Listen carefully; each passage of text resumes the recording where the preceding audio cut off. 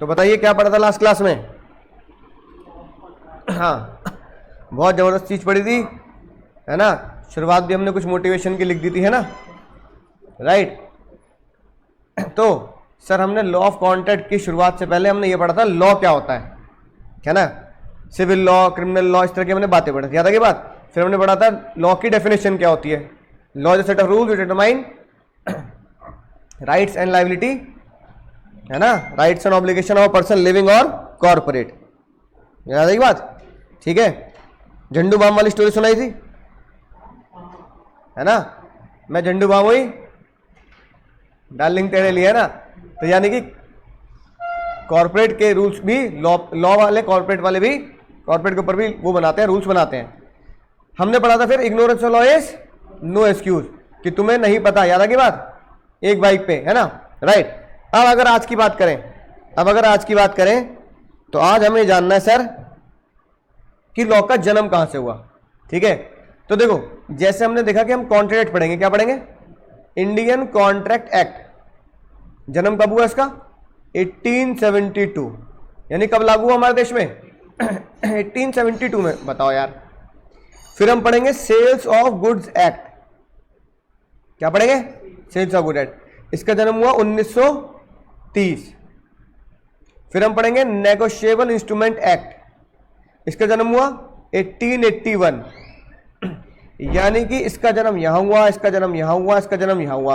अब ये बताओ, इन तीनों साल में, इन तीनों ईयर्स में देश आजाद था या नहीं था? बोलो। इसमें देश कब आजाद हुआ था नालायको? हाँ, तो भैया क्या देश आजाद हुआ, नहीं हुआ? नहीं हुआ सर। इसका मतलब अंग्रेज चले गए, अंग्रेज चले गए, तीन चीज छोड़ गए, सॉरी, थैंक यू और कानून, है ना। बस सॉरी बोलो आगे बढ़ो, थैंक यू बोलो आगे बढ़ो, बस, है ना, और कानून छोड़ गए। इससे पता लगता है कि कमर्शियल लॉ का जन्म कहां हुआ सर? इंग्लिश मर्केंटाइल लॉ से हुआ, यानी कहां से हुआ सर?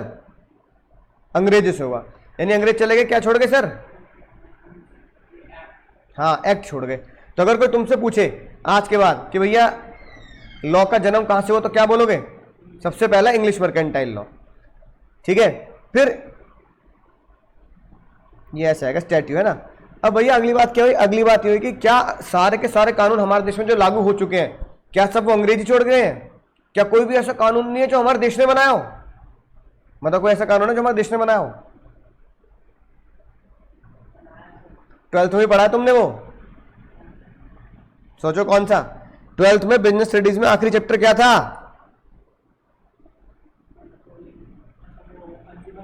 हाँ, तो हमने उसमें क्या पढ़ा सर? कंज्यूमर प्रोटेक्शन एक्ट 2019, है कि नहीं बात। इसके अलावा 12th में तुमने कंपनी अकाउंट के क्वेश्चन किए थे? कंपनी अकाउंट के नहीं किए थे? कॉल सीनियर कंपनीज अकाउंट थी वो, ठीक है। तो कंपनीज एक्ट 2013, और जो भी नए नए कानून आते हैं वो हमारे देश पर जो लगाए जाते हैं, वो कानून उसी प्रक्रिया से पास होते हैं जो मैंने तुम्हें पिछले लेक्चर में बताया था, इंडियन पार्लियामेंट से। इंडियन पार्लियामेंट में जाएंगे, 75% की वोट करेंगे, याद आ गई बात समझ आ रही है। तो ये जो एक्ट जो हमारे देश के पास होते हैं, हमारे देश के कानून से, यानी हमारे देश के पार्लियामेंट से, तो उसे बोलते हैं इंडियन स्टैच्यू लॉ। क्या बोलते हैं? इंडियन स्टैच्यू लॉ, जो हमारे देश के पार्लियामेंट से पास किए जाते हैं, ठीक है। अगली बात सर, जो पिछली क्लास में मैंने तुम्हें बताया कि भैया जो हमने गाना सुना, are you a software developer, जो सबसे इंपॉर्टेंट चीज, जो गाना आया मुन्नी बदनाम हुई डार्लिंग तेरे लिए, है ना। अब इस गाने में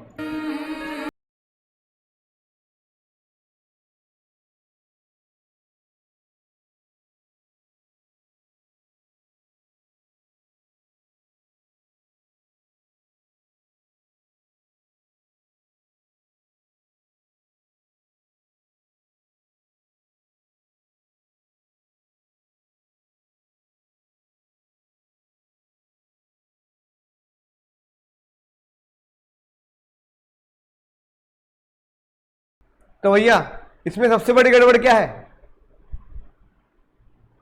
इसमें सबसे बड़ी गड़बड़ क्या है, बता सकते हो? इसमें सबसे बड़ी गड़बड़ है झंडू बाम। सबसे बड़ी गड़बड़ क्या है? झंडू बाम। अब सर ये बताओ झंडू बाम सबसे बड़ी गड़बड़ क्यों हो गई? क्योंकि झंडू बाम हमारे देश का क्या है? एक प्रोडक्ट है कि जब सर में दर्द हो, है ना, राइट, कमर में दर्द हो, तो आप क्या लगा सकते हैं? झंडू बाम लगा सकते हैं, बाम लगा सकते हैं, ठीक है, राइट। अब सर ये कैसे पता लगा? झंडू बाम जो प्रोडक्ट है वो है इमामी का। किसका प्रोडक्ट है? इमामी। और अगर मैं तुम्हें आज के इमामी का शेयर प्राइस बताऊं, तो जिस कंपनी का ये प्रोडक्ट है उस कंपनी का आज का शेयर प्राइस कितना चल रहा है? कितना चल रहा है मुन्ना मुन्नी? हाँ, यानी उस कंपनी का आज का शेयर प्राइस चल रहा है लगभग 375 रुपए के आसपास का शेयर प्राइस चल रहा है।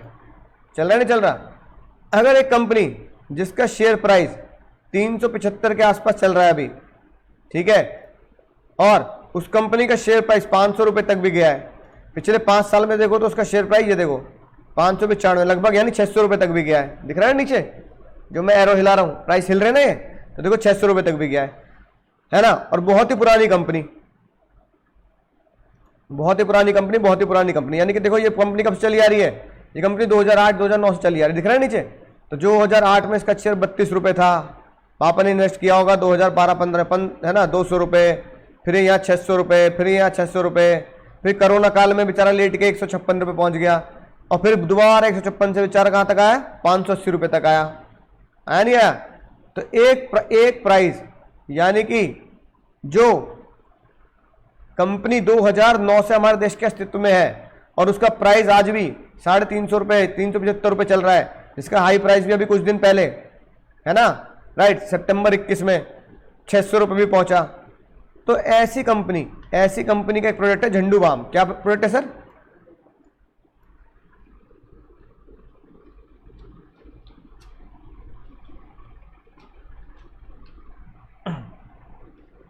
है कि नहीं बात, राइट।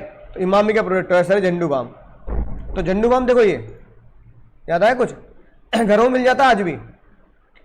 तो जब ये गाना आया और ये वर्ड यूज किया,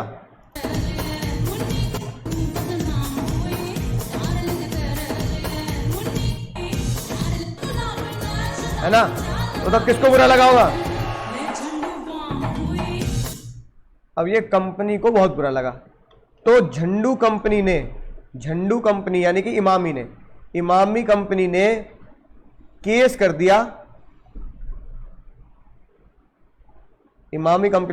दिया, अरबाज खान प्रोडक्शंस के ऊपर कि अरबाज खान ने बिना पूछे, हमसे बिना आज्ञा लिए क्या किया है? क्या यूज किया है? प्रोडक्ट का नाम यूज कर लिया, ब्रांड का नाम यूज कर लिया। और इस गाने को सुनने के बाद हमें ऐसा प्रतीत होता है कि हमारे झंडू ब्रांड की क्या हुई है सर? इंसल्ट। क्या हुई है मुन्ना? इंसल्ट हुई है। अभी बात कोर्ट तक चलेगी, और ये केस चला कई महीने तक, है ना। जज साहब रोज कोर्ट में आते, है ना,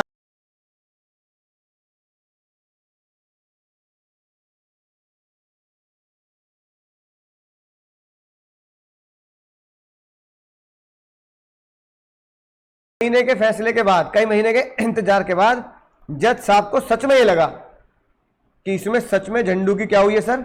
इंसल्ट हुई है। तो जज साहब ने इमामी को जिताया, इमामी को जिताया, और कौन हारा? अरबाज खान प्रोडक्शन हारा। अरबाज खान प्रोडक्शन क्या है? कंपनी है, प्राइवेट कंपनी। तो ये केस था जिसे हमने बोला कॉर्पोरेट वर्सेस कॉर्पोरेट, यानी कंपनी वर्सेस कंपनी, है ना। मान लो मैं तुम्हें नहीं पढ़ा रहा तो तुम केस करोगे आरकेजी प्राइवेट लिमिटेड पर, तो ये होगा ह्यूमन यानी कि लिविंग वर्सेस कॉर्पोरेट। ये केस था कॉर्पोरेट वर्सेस कॉर्पोरेट। इसमें कौन जीता? इमामी जीती। जब इमामी कंपनी जीती तो इमामी कंपनी को मुआवजे के तौर पर, कंपनसेशन के तौर पर, केस जीतने के तौर पर 5 करोड़ रुपए मिले, प्लस 1 करोड़ रुपए दिए मलाइका अरोड़ा खान ने, प्लस 1 करोड़ रुपए दिए शैलमोहन भाई ने, प्लस प्लस अरबाज खान को ये 7 करोड़ का तो हर जाना भरना ही पड़ा, साथ में एड ऑफ झंडू किसके द्वारा बनाया गया? अरबाज खान प्रोडक्शन के द्वारा बनाया गया। सेम लिरिक्स भी क्या लिखे गए? सेम लिरिक्स, पर इस बार लिरिक्स पॉजिटिव उसमें थे। कुछ लिरिक्स ऐसी रहे थे, क्या कहते हैं कि सर में दर्द हुए तो झंडू बाम लगाए डार्लिंग तेरे लिए, झंडू से सर दर्द आराम हो गया डार्लिंग तेरे लिए। इस तरीके से कुछ लिरिक्स बनाए गए जिसमें झंडू का प्रमोशन किया गया है ना, राइट।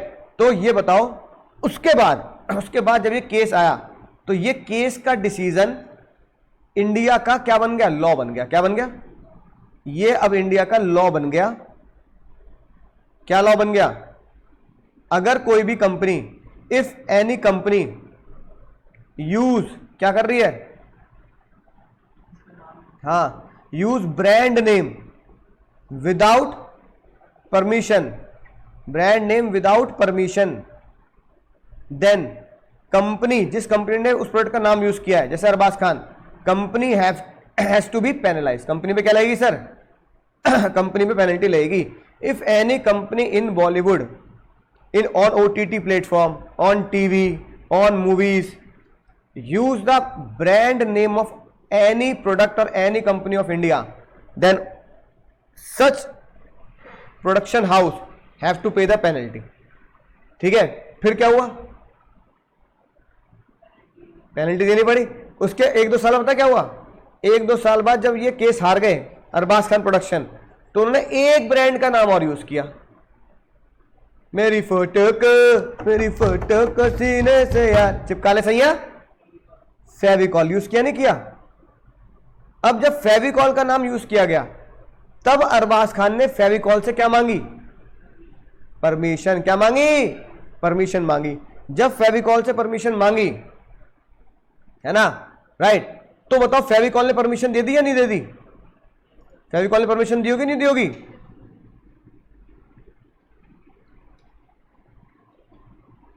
चिपका ले सैया।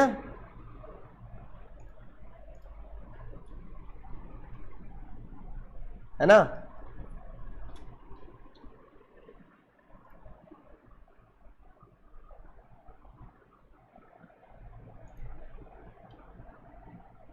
तब परमिशन दी नहीं मिली, तब परमिशन मिली। अब इस परमिशन मिलने से क्या फायदा हुआ? बताओ क्यों परमिशन दे दी होगी? अब देखो, मेरे फोटो को सीने से यार चिपका ले सैया फेविकॉल से,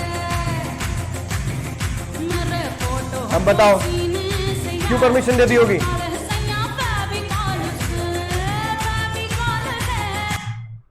आ गया साइड में फेविकॉल आ गया। हम बताओ फेविकॉल से परमिशन क्यों मिल गई होगी? हाँ,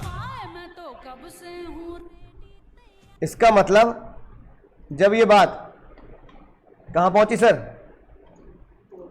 अरे पोर्ट में नहीं, पोर्ट में पहुंचने का, अरे पोर्ट में तो पहुंचा ही नहीं। जब ये बात अरबाज खान ने फेविकॉल से पूछी कि क्या हम आपका ब्रांड नेम यूज कर सकते हैं, तो फेविकॉल ने अलाउ किया हो नहीं? क्या होगा? फेविकॉल ने नाम अलाउ कर दिया। रीजन बताओ, रीजन। एक तो भैया फेविकॉल को लगा इसमें हमारी कंपनी कोई भी डिमोशन नहीं है, हमारी कंपनी कोई भी ब्रांड वैल्यू खराब नहीं है। अगर ब्रांड वैल्यू खराब नहीं है, ठीक है, तो इससे हमारी कंपनी का क्या है सर? प्रमोशन है, फायदा है। क्या है? फायदा है। अगर हमारी कंपनी का फायदा है, प्रमोशन है, तो फेविकॉल ने ये क्या किया? अलाउ किया। यानी इसका मतलब लॉ का इस्तेमाल हुआ नहीं हुआ? लॉ का इस्तेमाल हो गया। किस बात का सर? कि कोई भी कंपनी क्या करेगी सर? अगर अपना ब्रांड वैल्यू यूज करेगी तो उसमें उसका प्रमोशन होना चाहिए, डिमोशन नहीं होना चाहिए। तो फेविकॉल ने अलाउ किया। फिर उसके बाद फेविकॉल ने ऐड देना बंद कर दिया। पहले फेविकॉल का ऐड आता था, पता कौन सा? वो हाथी वाला, हाथी सा मजबूत जोड़ है टूटेगा नहीं, है ना, राइट। तो पहले ही ऐड आते थे फेविकॉल के।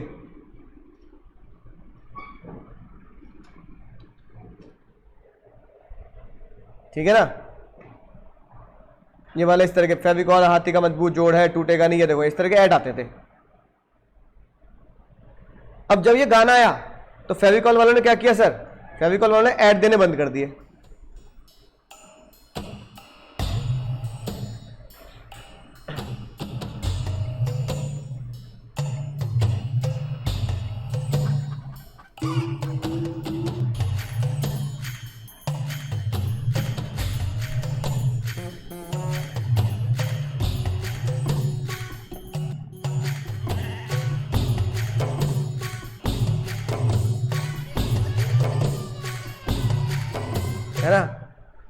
इस तरह के ऐड फेविकॉल ने क्या किए सर?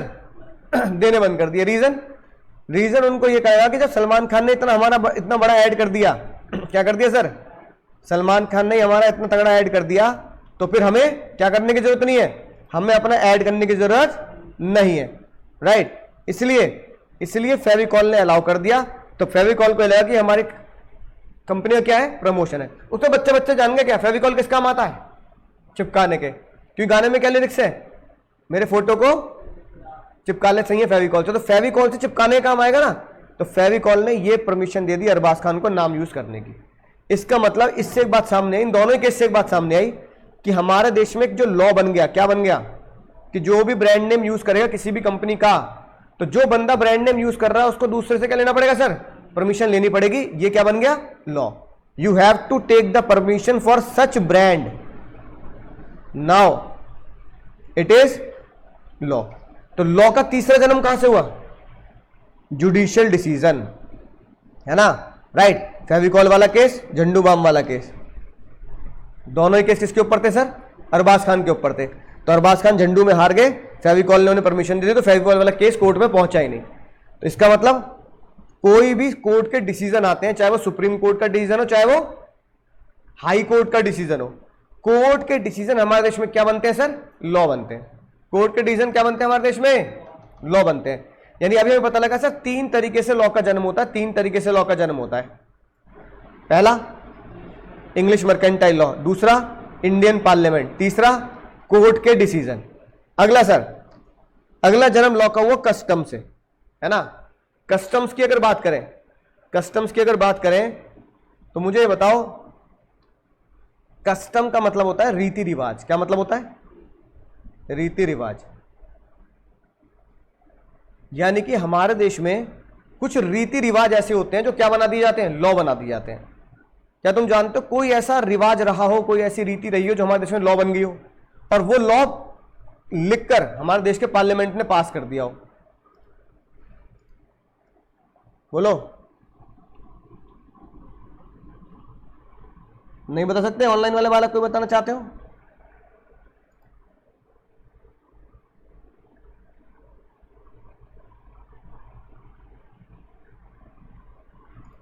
मान लो जैसे ये पिक्चर आई थी, आ रही है मतलब, है ना,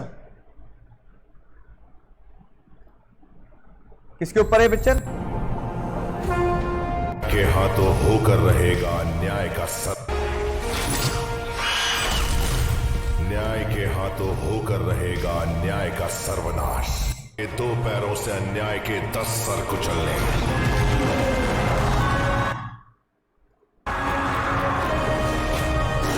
भैया आ रहा हूं अधर्म का विध्वंस करने। दुनिया की सबसे पुरानी जो कहानी है वो क्या है सर? रामायण। एक लॉ ऐसा है हमारे देश में आज भी जो हमने नहीं बनाया, हमने रामायण से लिया है। बताओ कौन सा लॉ?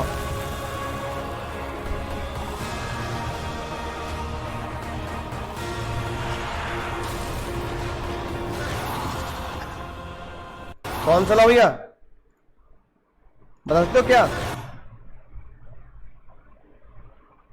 रावण को सजा क्या दी? राम ने मार दिया। यानी कि और रावण का जुर्म क्या था? किडनैप करना। किडनैप करने का था। यानी कि रामायण काल की कहानी से पता लगता है कि उस टाइम पर किडनैपिंग की सजा क्या हो सकती है? मृत्यु भी हो सकती है। हाँ, एक अल्टीमेटम, 2 अल्टीमेटम देखे है ना। एक तो हनुमान जी को भेजा और दूसरा अंगद जी को भेजा कि भैया सीता मैया को छोड़ दो वरना फिर सही ना होगा मामला, है ना। लेकिन रावण ने छोड़ा नहीं। तो राम जी ने बोला भैया 2 अल्टीमेटम दे दिए तुझे, दोनों में तू नहीं मान रहा, तो फिर अब कोई अल्टीमेटम नहीं है, अब कुछ सुधार का मौका नहीं है। सीधा क्या? मृत्यु। अब ये बताओ, मृत्यु दंड की सजा आज सुनाई जाती है, सुनाई जाती? टेररिस्ट को सुनाई जाती है, काफी केस में सुनाई जाती है। उसके लिए हमें क्रिमिनल लॉ पढ़ना पड़ेगा। हमारे कोर्स में क्रिमिनल लॉ नहीं है ना, आईपीसी। लेकिन आईपीसी की एक बहुत कॉमन सी बात है कि मृत्यु दंड की सजा सुनाई जाएगी अगर किसी बंदे ने टेररिज्म एक्टिविटी की होगी, यानी कि मृत्यु दंड की सजा। उसके बाद भैया आजीवन कारावास, जिसे आप क्या बोलते हो, जेल, है ना, राइट। किशन जी की मम्मी को जेल में रखा उनके भाई ने, है ना, उसके बाद भी जेल प्रथा चलती है, मतलब किसी को सजा सुनाए तो क्या कर दो सर, कैदी बना लो, जेल में डाल दो। तो मृत्युदंड और जेल की सजा हमने नहीं बनाई, किसने बनाई? अब एक तरीके से देखा जाए तो रावण ने सीता मैया को जेल में ही तो रखा। हाँ बस वो थोड़ी बढ़िया सी जेल हो गई कि भाई कैद रखा, हाँ उनकी सुरक्षा के लिए दासियां भी थी, है ना, जंगल भी था, लेकिन थी तो वो कैद। तो सीता मैया का अपहरण किया गया, अपहरण करने के बाद उन्हें जेल में रखा गया एक तरीके से, यानी कैद में रखा गया। तो भैया ये दोनों ही सजा, जिसे हम जेल की सजा और मृत्यु की सजा कहते हैं, वो हमने नहीं बनाई, हमारे रीति रिवाजों से आई। यानी बहुत सारी चीजें जो होती हैं रीति रिवाजों से लॉ बनती है। दूसरा डाउरी एक्ट, दहेज प्रथा। तो आज से 100 साल पहले जो दहेज प्रथा, कईयों सालों से क्या चल रही है सर, दहेज प्रथा चल रही है। तो जो दहेज प्रथा चली आ रही है हमारे देश में कि दहेज, उसके लिए क्या बनाया गया, डाउरी एक्ट बनाया गया। क्या बनाया गया? यानी कि दहेज को ध्यान में रखते हुए कि भाई बहुत लोग दहेज मांगते हैं, फिर लड़कियों को मार दिया, ये कर दिया, वो कर दिया। पिक्चर भी आई थी ना वो रक्षाबंधन करके अक्षय कुमार की, है ना, तो उससे बचने के लिए क्या बनाया गया, डाउरी एक्ट। इसका मतलब डाउरी एक्ट, आजीवन कारावास, मृत्यु, ये सारी सजाएं, ये सारे कानून हमारे दिए हुए नहीं है, ये कानून वो है जो हमारे रीति रिवाजों से निकले। दहेज प्रथा रीति रिवाज है कि नहीं, 100 साल चल रही है। तो अब हमारे देश को लगा इसे बंद करना चाहिए, तो हमने क्या बनाया, डाउरी एक्ट बनाया। मृत्यु की सजा आजीवन कारावास रामायण काल से चली आ रही है, तो हमें लगा ये आज भी होना चाहिए, है ना, दुष्ट पापियों के लिए। तो हमने क्या बना दी सर, हमने मृत्यु की सजा बना दी, ठीक है ना, राइट, एक्ट बना दिया। आईपीसी में आपको इतने साल की जेल या फांसी की सजा हो सकती है। कुछ लॉज हमारे कस्टम एक्ट से निकले। एक एग्जांपल हम लिख सकते हैं, जीता जागता डाउरी एक्ट। कौन सा एक्ट सर? तो डाउरी एक्ट हमारे रीति रिवाजों से निकला है, ठीक है। फिर एक बहुत बढ़िया बात, जिन्होंने अंग्रेजों ने चुराया हमारे देश में, आज से 150-200 साल पहले जब हमारे यहां बिजनेस किया जाता था, तो गुजराती लोग केमचो मजामाचो और राजस्थानी लोग कैश कैरी नहीं करते थे। उन्होंने अपना एक कल्चर बनाया, बिजनेस कल्चर, उसको नाम दिया उन्होंने हुंडी। क्या नाम दिया? हुंडी नाम दिया। कुछ इस तरीके से होती थी हुंडी, है ना हुंडी नाम दिया। बात समझ आई? यानी कि हुंडी क्या होता था? हुंडी वही है जो आजकल के जमाने में बिल्स ऑफ एक्सचेंज वाला चैप्टर पढ़ते हो तुम 11th में, BR, BP, बिल एक्सेप्ट कर, 3 दिन का ग्रेस, ये वही कल्चर है।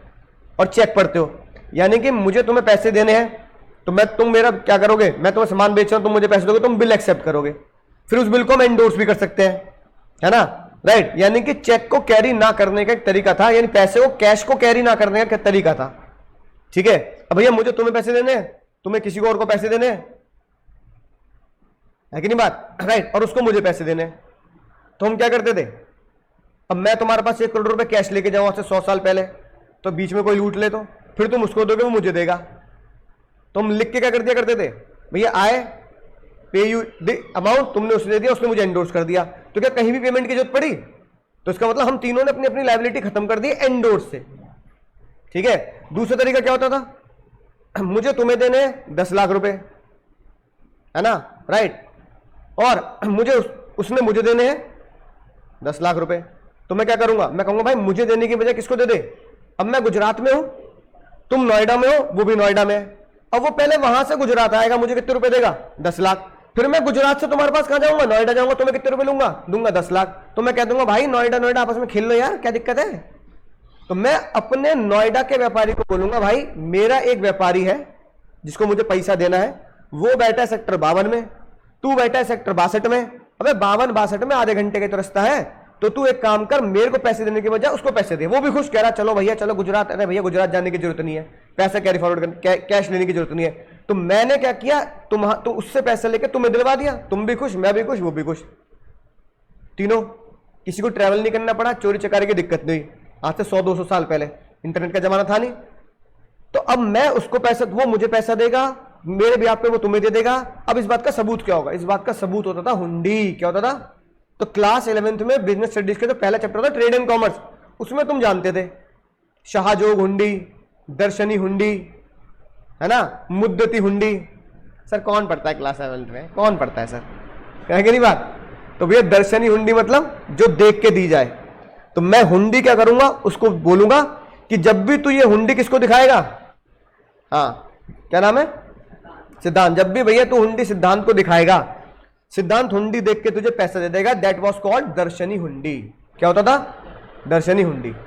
फिर मुद्दती हुंडी, मुद्दती मतलब समय, मैं उसको बोलता था कि सिद्धांत के पास जाइए जुलाई में, जून में नहीं जाने का, कब जाने का है, जुलाई में। तो जब वो जून के बाद तुम्हें दिखाएगा हुंडी और तुम उससे पैसा दोगे तो वो होती है मुद्दती हुंडी। क्या होती थी, यानी कि टाइम के हिसाब से पैसा मिलता था। अब अंग्रेजों ने हमारा ये लॉ चुरा लिया, हमारा ये कस्टम चुरा लिया, है ना, राइट, क्या चुरा लिया, ये हमारे कस्टम चुरा लिए। और अंग्रेजों को बहुत बढ़िया बात लगी, अंग्रेजों ने कहा भाई ये तो बढ़िया चीज है यार, मतलब पर्चा दिखाओ पैसे मिल जाए, पर्चा दिखाओ एडजस्ट हो जाए पैसा, समय के बाद आओ तो ही मिलेंगे, समय से पहले नहीं मिलेंगे। तो अंग्रेजों ने इसे अपने अंग्रेजी स्टाइल में जब ढाला तो इसको नाम दिया नेगोशिएबल इंस्ट्रूमेंट एक्ट। क्या नाम दिया, नेगोशिएबल इंस्ट्रूमेंट एक्ट 1881। यानी कि यूसेज, गुजरातियों ने, राजस्थानियों ने जब इसका यूसेज किया तो नेगोशिएबल इंस्ट्रूमेंट नाम से एक लॉ बनाया गया जिसमें कहा गया हुंडी काटो, हुंडी मुंडी उड़ाओ, इनकी अपने अंग्रेजी नाम दो। अंग्रेजी नाम जैसे नहीं, बिल्स ऑफ बिल, चेक, ये नाम दे दिए। बिल और चेक कुछ भी नहीं भाई, पुराने जमाने की हुंडी हुआ करती थी, इनको नया नाम दे दिया अंग्रेजों ने। तो हमने हुंडी वुंडी वर्ड इस्तेमाल करने छोड़ दिया, क्या नाम इस्तेमाल करने लगे, वही तुम बिल्स ऑफ एक्सचेंज वाला चैप्टर पढ़ते हो, वही तुम अपने घर में चेक वगैरह देते हो, फीस दोगे तो सोचता चेक से दियो। इसका मतलब जो नेगोशिएबल इंस्ट्रूमेंट एक्ट लॉ, इसका जन्म कहां से हुआ, यूसेज से। हमारे यहां इंडिया में यूसेज ऑफ हुंडी से निकल के आया नेगोशिएबल इंस्ट्रूमेंट एक्ट। डाउरी कहां से निकला, रीति रिवाजों से। सजा कहां से निकली, मृत्युदंड, रीति रिवाजों से। मुन्नी बदनाम हुई, है ना, ये लॉ कहां से निकला कि नाम ब्रांड यूज नहीं करने का, कोर्ट से, जुडिशियल डिसीजन, ठीक है। Companies act, LLP act, consumer protection act, GST act, ये सब कहां से निकले, पार्लियामेंट से। और जो हमारे कोर्स में है 3 एक्ट, कौन कौन से, contract act, sales of good act और नेगोशिएबल इंस्ट्रूमेंट, ये कहां से निकले, अंग्रेजों से। तो अंग्रेज जो दे गए इंग्लिश मर्केंटाइल लॉ, देश के पार्लियामेंट से जो पास कर लिया इंडियन स्टैच्यू लॉ, कोर्ट ने जो बता दिया जुडिशियल डिसीजन, रीति रिवाजों से जो पता लगा कस्टम, और यूसेज हुंडी से क्या निकला, यूसेज। तो अगर आज के बाद कोई तुमसे पूछ ले तो तुम ये बताओगे सर 5 तरीके से क्या होता है सर, लॉ का जन्म हुआ कितने तरीके से सर, 5, 1 2 3 4 और 5। बोलो समझ गए सर, मजा आ गया सर, ऑनलाइन वाले बच्चे, ठीक है ना। तो दैट इज सोर्स। तो एमसीक्यू क्वेश्चन आना, घबराने का नहीं है, घबराने का ही नहीं, ठीक है। अब आज एक छोटी शुरुआत करते हैं। आज हम पढ़ते हैं क्या सर, क्या, कॉन्ट्रैक्ट एक्ट। क्या शुरू करेंगे सर आज, कॉन्ट्रैक्ट एक्ट शुरू करेंगे, कॉन्ट्रैक्ट एक्ट शुरू करेंगे। अब जिंदगी में तुमने आज तक जो किया है, पता क्या किया है, कॉन्ट्रैक्ट किया है। जाने अनजाने तुम्हें पता ही नहीं तुमने क्या क्या कॉन्ट्रैक्ट किया। बस हमने ये बात जान ली पिछली क्लास में कि हम ये मान के बैठते हैं कि तुम जिस चीज का भी काम करते हो उसके बारे में लॉ तुम्हें क्या है, पता है। Ignorance of law is no excuse, you must know which law is applicable on you. तो भैया अगर जिंदगी से हम कॉन्ट्रैक्ट करते आ रहे हैं, अच्छा ये पेन चुराया है, सच बता झूठ बोल बोल, खरीदा है, तो ये खरीदा है तो क्या है, कॉन्ट्रैक्ट है। तुमने स्कूल में पढ़ाई करी, ये क्या है, कॉन्ट्रैक्ट है। तुमने यहां पे फीस दे दी, ये क्या है, कॉन्ट्रैक्ट है। मैं यहां पढ़ा रहा हूं टाइप करके, तो ये भी क्या है, कॉन्ट्रैक्ट है। ये सामान खरीदा, क्या है, कॉन्ट्रैक्ट है। घर में अखबार आ रहा है, क्या है, कॉन्ट्रैक्ट है। जिंदगी में हर एक चीज 1 रुपए से लेकर करोड़ रुपए तक क्या मानी जाती है, कॉन्ट्रैक्ट मानी जाती है। उस कॉन्ट्रैक्ट का एक छोटा स्वरूप तुम देखते हो, बिल, कि जब तुम सामान खरीदते हो तो क्या होता है sir, bill. Mobile live bill आया होगा ना, बिल, है ना, अमेजोन से सामान मंगाते तो चिपका होता है ना बिल, वो बिल भी क्या कहलाता है, कॉन्ट्रैक्ट कहलाता है। बिल भी क्या कहलाता है, कॉन्ट्रैक्ट। अब अगर मैं तुमसे पूछूं कॉन्ट्रैक्ट क्या है, तो बताओ, आम आदमी की भाषा में नॉर्मल सोच के बता दो, कॉन्ट्रैक्ट क्या होता होगा।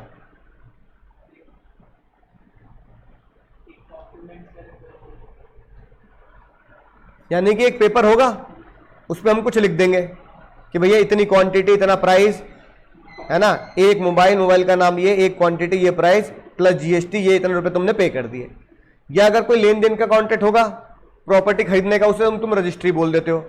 तो जिस पेपर पे हम लिखते हैं वो पेपर क्या होता है? पेपर क्या होता है सर? वो पेपर होता है ये, क्या होता है? नहीं, अबे पागल, इंडियन कॉन्ट्रैक्ट थोड़ी। ये पेपर क्या है? इसको क्या बोलते हैं? ये क्या है? इसे बोलते हैं स्टैम्प पेपर। क्या बोलते हैं? Stamp paper. यानी कि जब भी हम बोलते हैं भैया अगर मेरी बात पे भरोसा ना हो तो लिख के ले ले, तो जो लिख के लेने वाला डायलॉग है ना, लिख के ले ले, तुमने सुना भी होगा, है ना, कि अब लिख के दूं क्या भाई, भरोसा नहीं हो लिख के दे दूं क्या?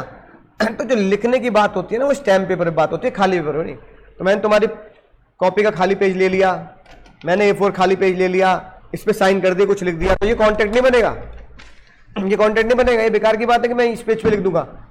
खाली पेपर पे लिख के देने का मतलब होता है स्टैम्प पेपर पे लिखना। अगर कोई भी बात तुमने स्टैम्प पेपर पे लिख दी, वो कानून में क्या होगी सर? वो कानून में कोर्ट में वैलिड होगी।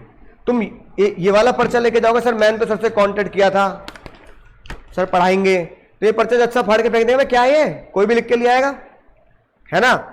प्रॉपर स्टैंपिंग होनी चाहिए या फिर प्रॉपर बिलिंग होनी चाहिए। हर स्टैंपिंग का एक नंबर होता है जो कोर्ट में रजिस्टर्ड होता है। ये नंबर रजिस्टर्ड होगा कि इस नंबर का स्टैंप पेपर पूरे इंडिया में ना पहले था ना आज है।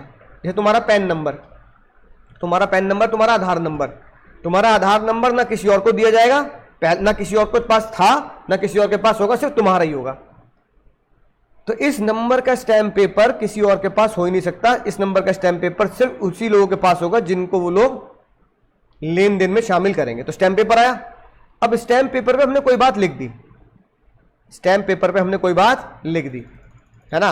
अब मैंने क्या बात लिखी भाई, जैसे मेरे स्टैम्प पेपर मैंने बनाया कि भैया एक ये होटल इंडस्ट्री है, जब भी मैं कहीं घूमने जाऊंगा ये मुझे क्या करेंगे सर, होटल प्रोवाइड करेंगे, और इनको मैं पूरी मेंबरशिप फीस यानी ईयरली क्या दूंगा सर, ईयरली फीस दूंगा। बात समझ में आ गई। अब ये बात मैंने लिख दी। जैसे ही मैंने एक स्टैम्प पेपर पर ये सारी बातें लिख दी, नाम, पता, है ना, ये कंपनी इस दिन कॉन्टैक्ट हुआ, इस दिन डेट, जैसे ही मैंने ये स्टैम्प पेपर पर बात लिख दी, बताओ इस प्यार को क्या नाम देंगे, इस प्यार को क्या नाम दें? तो जज साहब ने बोला कानूनी भाषा में इसे स्टैम्प पेपर नहीं बोलते, क्योंकि स्टैम्प पेपर तो ये आम आदमी की भाषा है। कानूनी भाषा में इसे बोला जाता है, ये क्या बोला जाता है, यानी स्टैम्प पेपर पे जब भी कोई बात लिखी जाती है उसे क्या बोला जाता है, एग्रीमेंट। यानी in legal language stamp paper जैसी कोई, है ना, भाषा यूज नहीं की जाती। Stamp paper is the agreement. तो बस यही कानूनी शब्द तुम्हें सीखने हैं। क्या सीखने सर? यही कानूनी शब्द तुम्हें सीखने हैं। बात समझ में? क्या सीखने हैं कि किसको क्या बोलते हैं, बताओ जरा जल्दी। ड्यूटी को क्या बोलते हैं? पिछली क्लास में लिखवाया था, क्या बोलते हैं? फिर ऐसे कैसे चलेगा रे मुन्ना? ऑब्लिगेशन बोलते हैं। हाँ, ड्यूटी को ऑब्लिगेशन, हाँ, कि ये तुम्हारी ऑब्लिगेशन है। लिखा नहीं कॉपी पर? कौन लिखेगा फिर? कौन लिखेगा? लागू को लेवी, लेन देन को कंसीडरेशन, तो ये सब कौन लिखेगा भैया? ऐसे स्टैम्प पेपर को क्या बोलते हैं सर? एग्रीमेंट। अब ये बताओ अगर एग्रीमेंट में हमने कुछ लिख दिया, क्या वो कॉन्ट्रैक्ट बन जाएगा? बताओ। एग्रीमेंट में अगर तुमने कुछ लिख दिया कि मान लो 550 रुपए का एग्रीमेंट है, इस पे हमने कुछ लिख दिया, तो क्या कॉन्ट्रैक्ट बन गया? नहीं बना। ऐसे एग्रीमेंट में लिख देंगे मुकेश अंबानी का एंटीला हमारा, ओ मुकेश अंबानी एंटीले खाली कर दे चल, एंटीला हमारा। तो हमने तो एग्रीमेंट में लिख दिया एंटीला हमारा, हमारा होगा एंटीला। रिलायंस इंडस्ट्री हमारी होगी, रिलायंस इंडस्ट्री हमारी। फिर बताओ क्या चीज मिसिंग है कॉन्ट्रैक्ट को बनाने के लिए? सिग्नेचर। तो सिर्फ एग्रीमेंट के ऊपर लिख देने से कॉन्ट्रैक्ट नहीं बनेगा, उस पर क्या चाहिए सर? सिग्नेचर चाहिए। यानी एग्रीमेंट है, एग्रीमेंट के ऊपर तुमने साइन कर दिए, क्या बन गया? कॉन्ट्रैक्ट बन गया। क्या बन गया? कॉन्ट्रैक्ट। अब देखते हैं सर जो आपने दिखाया क्या उसमें ये दोनों तत्व मौजूद है या नहीं है, चेक कर लेते हैं सर, चेक कर लेते हैं। अब बताओ, ये एग्रीमेंट मैंने तुम्हें दिखाया, ठीक है। जब ये एग्रीमेंट तुम देख रहे हो तो अभी तक क्या है, ये यहां तक क्या है सर, एग्रीमेंट है, ठीक है। यानी इसलिए लिखा भी है परचेज एग्रीमेंट, यहां तक क्या है, एग्रीमेंट। अगर ये एग्रीमेंट है तो एग्रीमेंट मतलब कॉन्ट्रैक्ट नंबर डाल के, स्टैंप नंबर डाल के उस पर कुछ लिख देना, लेन देन की बात लिख देना। अब खाली लेन देन की बात लिखने से कॉन्ट्रैक्ट नहीं होगा, उससे भी जरूरी चीज क्या है सर, ये सिग्नेचर। ये मेरे साइन हो गए भैया, ये हो गए कंपनी किसके साथ कॉन्ट्रैक्ट किया उसके साइन हो गए, ये मेरे साइन और एक कंपनी के साइन। जैसे ही मेरे साइन, यानी दोनों पार्टीज है ना, पार्टी 1 जो बायर है, पार्टी 2 जो सेलर है ना, सर्विस प्रोवाइडर जो सर्विस दे रहे हैं होटल की, मैं जो सर्विस खरीद रहा हूं होटल की। अब ये जो सर्विस पार्टी 1 और पार्टी 2 आपस में डील करेगी उतने अमाउंट पर जितना एग्रीमेंट में लिखा होगा, इन दोनों के सिग्नेचर इस एग्रीमेंट को किस में कन्वर्ट कर देते हैं, signature now converts into contract. अब आप बोलोगे जैसे सिग्नेचर हो गए, सिग्नेचर होते ही नाउ एग्रीमेंट बिकम्स, अब एग्रीमेंट क्या बन गया सर, कॉन्ट्रैक्ट बन गया। अभी तक ये एग्रीमेंट था, जैसे इस पे सिग्नेचर हो गए, मेरे सिग्नेचर हो गए, कंपनी के सिग्नेचर हो गए, सिग्नेचर होते ही ये इधर है ना, सिग्नेचर की दहलीज पार करते ही ये कॉन्ट्रैक्ट की दहलीज पे पूछ जाएगा। समझ में आई ना बात। इसका मतलब एग्रीमेंट के साथ अगर सिग्नेचर जोड़ दिए जाए तो क्या बनेगा, वो कॉन्ट्रैक्ट।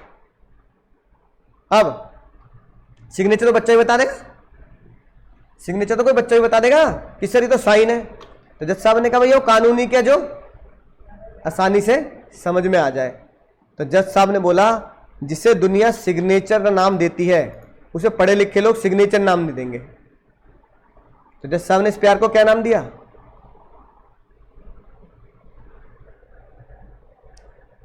क्या नाम नहीं पता सर, जज साहब ने इस प्यार को नाम दिया एनफोर्सेबिलिटी। क्या नाम दिया, एनफोर्सेबिलिटी। यानी कि एक ऐसा एग्रीमेंट, एनफोर्सेबिलिटी में 2 वर्ड आए, एक वर्ड आया एनफोर्स, एक वर्ड आया एबिलिटी। एनफोर्स मतलब किसी चीज को खींचना या घसीटना। तो तुमने कई फिल्मों में डायलॉग सुना होगा कि मैं तुम्हें कोर्ट में घसीटूंगा, वो डायलॉग इस शब्द से निकल के आया। यानी कोर्ट में घसीटना is the Hindi version of enforceability. अब मैं तुम्हें कोर्ट में घसीटूंगा, है ना, कोई बात नहीं मेरे पैसे मत चुका, कोई बात नहीं मेरे, है ना, ये काम मत कर, इस पेपर के थ्रू मैं तुझे कोर्ट में घसीटूंगा। अब जज साहब कह रहे हैं भाई कोर्ट में घसीटने की धमकी तो दिया, अक्षय कुमार ने जॉली एल में डायलॉग मार दिया, I will see you in court. तो जो डायलॉग मारता ना, मैं तुम्हें कोर्ट में देख लूंगा, हिंदी बोलते कोर्ट में मैं तुम्हें घसीटूंगा। तो ये जो डायलॉग निकलता है वो निकलता है इस शब्द से, एनफोर्सेबिलिटी शब्द से। एबिलिटी मतलब होता है लायक। तो जज साहब ने क्या बोला, जज साहब ने बोला कि भैया एक एग्रीमेंट जो कोर्ट में घसीटने लायक होगा, एक एग्रीमेंट जो कोर्ट में घसीटने लायक होगा, वो एग्रीमेंट कॉन्ट्रैक्ट बनेगा। बोलो रे मुन्ना, बोलो फिर से बात जो मैंने बोला। एक एग्रीमेंट कोर्ट में होगा नहीं, कोर्ट में घसीटने लायक होगा। एक एग्रीमेंट जो कोर्ट में घसीटने लायक होगा वो क्या होगा, कॉन्ट्रैक्ट बनेगा। अब इसको इंग्लिश में बोल दो जरा, एग्रीमेंट जो एनफोर्सेबल होगा इन कोर्ट वो क्या होगा सर, कॉन्ट्रैक्ट। यानी जज साहब ने सबसे छोटी डेफिनेशन बनाई। तुम कहीं भी सर्च करना, दुनिया की सबसे छोटी डेफिनेशन कॉन्ट्रैक्ट एक्ट की है। 3 शब्दों में डेफिनेशन खत्म, एग्रीमेंट, एनफोर्सेबल दूसरा वर्ड, बाय लॉ तीसरा word. Agreement enforceable by law is contract. एक एग्रीमेंट, अब बताओ एग्रीमेंट क्या होता है सर, एक स्टैम्प पेपर जिसमें हम लेन देन की बात लिखते हैं कि मैं इतने पैसे दूंगा तुम मुझे सामान देना, मैं इतने, या तुम मुझे इतने पैसे दोगे मैं तुम्हें टीचिंग सर्विस दूंगा। लेन देन की बात लिख देने को क्या बोलते हैं, एग्रीमेंट। फिर उस पर आपने साइन कर दिए, सिग्नेचर वर्ड आम आदमी के लिए कि भाई साइन तो कर दे इस पे, लेकिन वकील लोग और तुम और मैं क्या बोलेंगे आज के बाद? एनफोर्सेबल। एक एग्रीमेंट जो घसीटने लायक हो जाए, कहां पर सर? कोर्ट में। एक एग्रीमेंट जो घसीटने को आज के बाद क्या बोलना है? एनफोर्सेबल। एक एग्रीमेंट जो एनफोर्सेबल हो गए कानून के द्वारा, वो एग्रीमेंट कॉन्ट्रैक्ट बन जाएगा। एक एग्रीमेंट जो एनफोर्सेबल हो गया वो एग्रीमेंट क्या बनेगा सर? कॉन्ट्रैक्ट बनेगा। यानी agreement enforceable by law is contract. पहला शब्द, दूसरा शब्द और तीसरा शब्द, दुनिया की सबसे छोटी डेफिनेशन, 3 शब्दों में खत्म। Agreement enforceable by law is contract. किस सेक्शन में दी गई है सर ये? जितने भी एक्ट बनाए जाते हैं, जितने भी एक्ट बनाए जाते हैं, उस एक्ट का सबसे पहला सेक्शन होता है कि वो एक्ट लगता कहां पर है। तो बहुत रेलिवेंट होता नहीं। अब जैसे एक लाइन लिखी है सेक्शन 1 में कि कॉन्ट्रैक्ट एक्ट का नाम क्या होगा? This act is called Indian contract act, जो कहां लगेगा? Whole of India including Jammu Kashmir. अब बताओ इंक्लूडिंग जम्मू कश्मीर क्यों है? क्योंकि अब जम्मू कश्मीर क्या बन चुका है? Union territory. तो यूनियन टेरिटरी बनने की वजह से अब जम्मू कश्मीर पे भी हमारे इंडियन एक्ट लगते हैं। तो सेक्शन 1 ये बोलता है what is the name of the act and where it is applicable. Section 2 जो होता है, सेक्शन 2 कहता है दुनिया के जितने भी एक्ट में डेफिनेशन लिखी जाएगी, क्या लिखी जाएगी? डेफिनेशन। सारी की सारी डेफिनेशन सेक्शन 2 में लिखी जाएगी। एग्रीमेंट की डेफिनेशन 2 में लिखी जाएगी, कॉन्ट्रैक्ट की डेफिनेशन 2 में लिखी जाएगी, कंसीडरेशन की डेफिनेशन 2 में लिखी जाएगी, लेवी की डेफिनेशन 2 में लिखी जाएगी, ऑफर की डेफिनेशन 2 में लिखी जाएगी, हर चीज की डेफिनेशन इसमें लिखी जाएगी 2 में। अब 2 में इतनी सारी संज्ञाएं डेफिनेशन देनी है, तो जज साहब ने उन 2 सेक्शन के अंदर उनके 2 के बच्चे बना दिए और उन बच्चों को नाम दिया सब सेक्शन। क्या नाम दिया? पापा। पापा कौन हो गए? पापा हो गए सेक्शन, बच्चे हो गए। तो कॉन्ट्रैक्ट की डेफिनेशन दी गई पापा 2 ऑफ या सब सेक्शन एच, यानी कि पिताजी ने बोला मेरे बालक है एच, उससे जाके पूछ ले कॉन्ट्रैक्ट क्या होता है। तो कोई तुमसे पूछे कॉन्ट्रैक्ट की डेफिनेशन किस सेक्शन में लिखी, तो क्या बोलोगे? Section 2 sub section H. तो ये होता है सब सेक्शन और ये होता है सेक्शन, यानी 2 is the section and bracket में एच इज सब सेक्शन। तो आप बोलोगे सेक्शन, या ऐसे बोलोगे सब सेक्शन 2 ऑफ ब्रैकेट में एच सब, सॉरी उल्टा लिख दिया मैंने, sub section H of section 2, या एस पर sub section H section 2 agreement enforceable by law is called contract. याद हो जाएगी बात? Agreement enforceable by law is contract, है ना? तो बस तुम्हें एमसीक्यू में पहचानना है कि डेफिनेशन सही लिखी है नहीं लिखी है। एग्रीमेंट एनफोर्सेबल बाय लॉ पे टिक करना है। अब बच्चों में कहानी सुनते थे, एक था राजा एक थी रानी, दोनों मरे खत्म कहानी में। यार इतना दुख होता है, मम्मी जब भी कहानी सुनाती है दोनों मर गए। अरे भैया मैं तुम्हें नई कहानी बताऊंगा जो घर पे बता के आनी है। क्या? एक था राजा एक थी रानी, दोनों मिले शुरू कहानी। तो एग्रीमेंट है राजा रानी तुम में राजा, एनफोर्सिबिलिटी है रानी, तो राजा रानी को मिलाना है, एनफोर्सिबिलिटी है रानी। तो एक था राजा एक थी रानी, दोनों मिले कॉन्ट्रैक्ट की कहानी। एक था राजा, जल्दी बोलो, एक था राजा एक थी रानी, दोनों मिले कॉन्ट्रैक्ट की कहानी। एक था राजा एक थी रानी, दोनों मिले कॉन्ट्रैक्ट की कहानी। इसका मतलब अगर एग्रीमेंट है एनफोर्सिबिलिटी नहीं है, क्या कॉन्ट्रैक्ट बनेगा? नहीं बनेगा। एग्रीमेंट ही नहीं है एनफोर्सिबिलिटी है, क्या वो कॉन्ट्रैक्ट बनेगा? नहीं बनेगा। सिर्फ A plus E is equal to C हो सकता है, ये कॉन्ट्रैक्ट को जन्म नहीं देंगे, क्योंकि यहां पे दोनों का मेल होना जरूरी है। राजा और रानी होंगे तभी कॉन्ट्रैक्ट की कहानी शुरू होगी। एक था राजा एक थी रानी, दोनों मिलेंगे तो ही कॉन्ट्रैक्ट की कहानी शुरू होगी। बोलो बात समझ में आ गई है कि नहीं बात? राइट। तो अपने नोट्स में ये बात लिखी है, जब चैप्टर खत्म हो जाएगा तो मैं तुम्हें एमसीक्यू भेज दूंगा ग्रुप पर, तो ग्रुप जैसी बन जाएगा आपको एमसीक्यू दे दिया जाएगा। ठीक है, नोट्स भी दे देंगे कलर, एमसीक्यू भी दे देंगे। ठीक है ना? राइट। मुश्किल नहीं है, एमसीक्यू पेपर है, एमसीक्यू प्रैक्टिस करनी है कॉन्सेप्ट को समझकर। तो आज का कॉन्सेप्ट क्या सीखा? 2H agreement enforceable by law is contract. क्या होना चाहिए? एक एग्रीमेंट होना चाहिए और एनफोर्सिबिलिटी होनी चाहिए। यानी एग्रीमेंट के साथ एनफोर्सिबिलिटी जोड़ दो, क्या बन जाता है? कॉन्ट्रैक्ट बन जाता है। बोलो, इतनी बात समझ में आई? ठीक है ना, राइट। तो ये था सर हमारा एग्रीमेंट, ओ कॉन्ट्रैक्ट। अब लोगों का भी पेट नहीं भरा, लोगों ने बोला सर ये बता दो, बस एक और बता दो, एग्रीमेंट क्या होता है? क्या होता है? एग्रीमेंट क्या होता है? तो जज साहब ने बोला एग्रीमेंट, एग्रीमेंट क्या होता होगा? तो बच्चे बोल रहे हैं मासूम से, सर किसी बात, लेन देन की बात को स्टैम्प पेपर पे लिख दो। तो जज साहब ने कहा और आसान बनाते हैं, सर एग्रीमेंट होता है तुम्हारे मेरे बीच का वादा। क्या होता है? वादा। और गाना गाओ, जो वादा किया वो निभाना पड़ेगा, है ना। तो एक वादा जो मैंने तुमसे किया, तुम मुझे इतनी फीस देना, मैं तुम्हें लॉ पढ़ा दूंगा, तो मेरा वादा क्या बन जाएगा? अगर आप लिख दोगे तो क्या बन जाएगा? एग्रीमेंट। जज साहब ने बोले एक वादा है, वादे को क्या करो? लिख दो। जैसे तुमने वादे को लिखा, वो क्या बन गया? एग्रीमेंट। अब वादा क्या होता है सर इंग्लिश में? प्रॉमिस। तो जज साहब ने बोला एक प्रॉमिस होगा। क्या होगा? एक प्रॉमिस होगा, जिसे हम क्या कर देंगे सर? लिख देंगे, तो क्या बन जाएगा? एग्रीमेंट।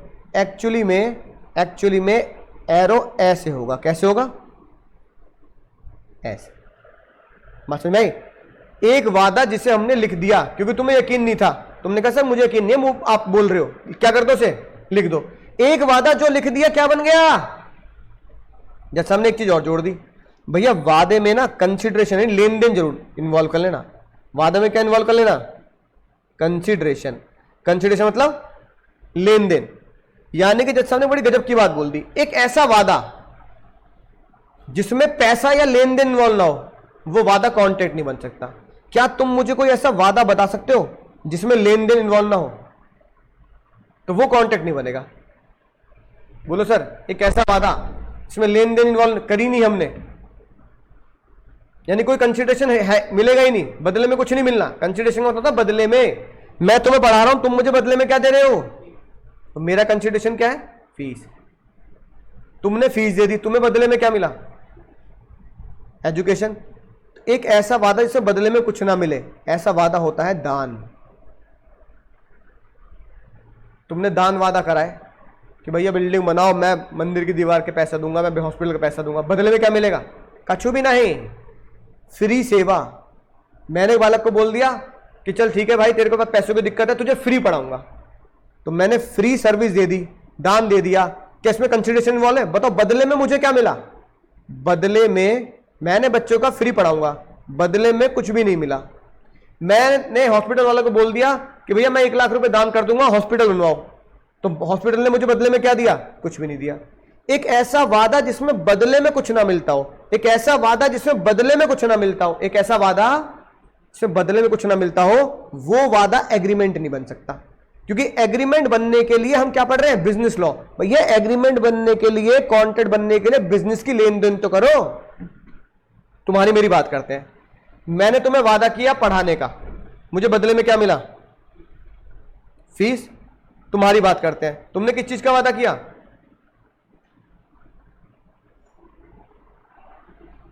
नहीं, पढ़ने का तुमने वादा नहीं किया, लाख वरना पढ़ के नहीं आता तो पिछली क्लास का। तुमने पढ़ने का वादा नहीं किया, तुमने किसका वादा किया? ऑनलाइन वाले बच्चे, तुमने वादा किया फीस देने का, है ना। तो तुम्हारा वादा क्या था? तुम्हें बदले में क्या मिला? सर्विस। तो बदले में क्या मिला? Teaching service. तो मेरा वादा था पढ़ाना, मेरा बदले में मुझे क्या मिला? फीस। तुम्हारा वादा क्या था? तुम्हारा वादा था पैसा देना, पैसा बाबू पैसा, तो तुम्हें बदले में क्या मिला? सर्विस। यहां लेन देन हो रहा है, बदले में मॉनेटरी टर्म्स में बात चल रही है, तो ये प्रॉमिस एग्रीमेंट बन जाएगा। ये प्रॉमिस क्या बन जाएगा? एग्रीमेंट। लेकिन जहां बदले में कुछ ना मिलता हो, वो प्रॉमिस एग्रीमेंट। तो जज साहब ने बोला भाई एग्रीमेंट क्या होता है? बहुत simple, agreement means promise involve consideration. तो आज के बाद को तुमसे बोलो व्हाट इज एग्रीमेंट, तो आप क्या बोलोगे? मैथ्स की इक्वेशन में P प्लस सी। लोगों का पेट अब भी नहीं भरा, लोगों ने बोला सर एक चीज और, सर एक चीज और। मैंने कहा दिमाग चलाए तुमने यार, है पूछ पूछ के, इसलिए कहा जाता है कानून के हाथ लंबे होते हैं। पढ़ रहे हैं, ये पढ़ना पड़ेगा सारा तामझाम डिटेल में।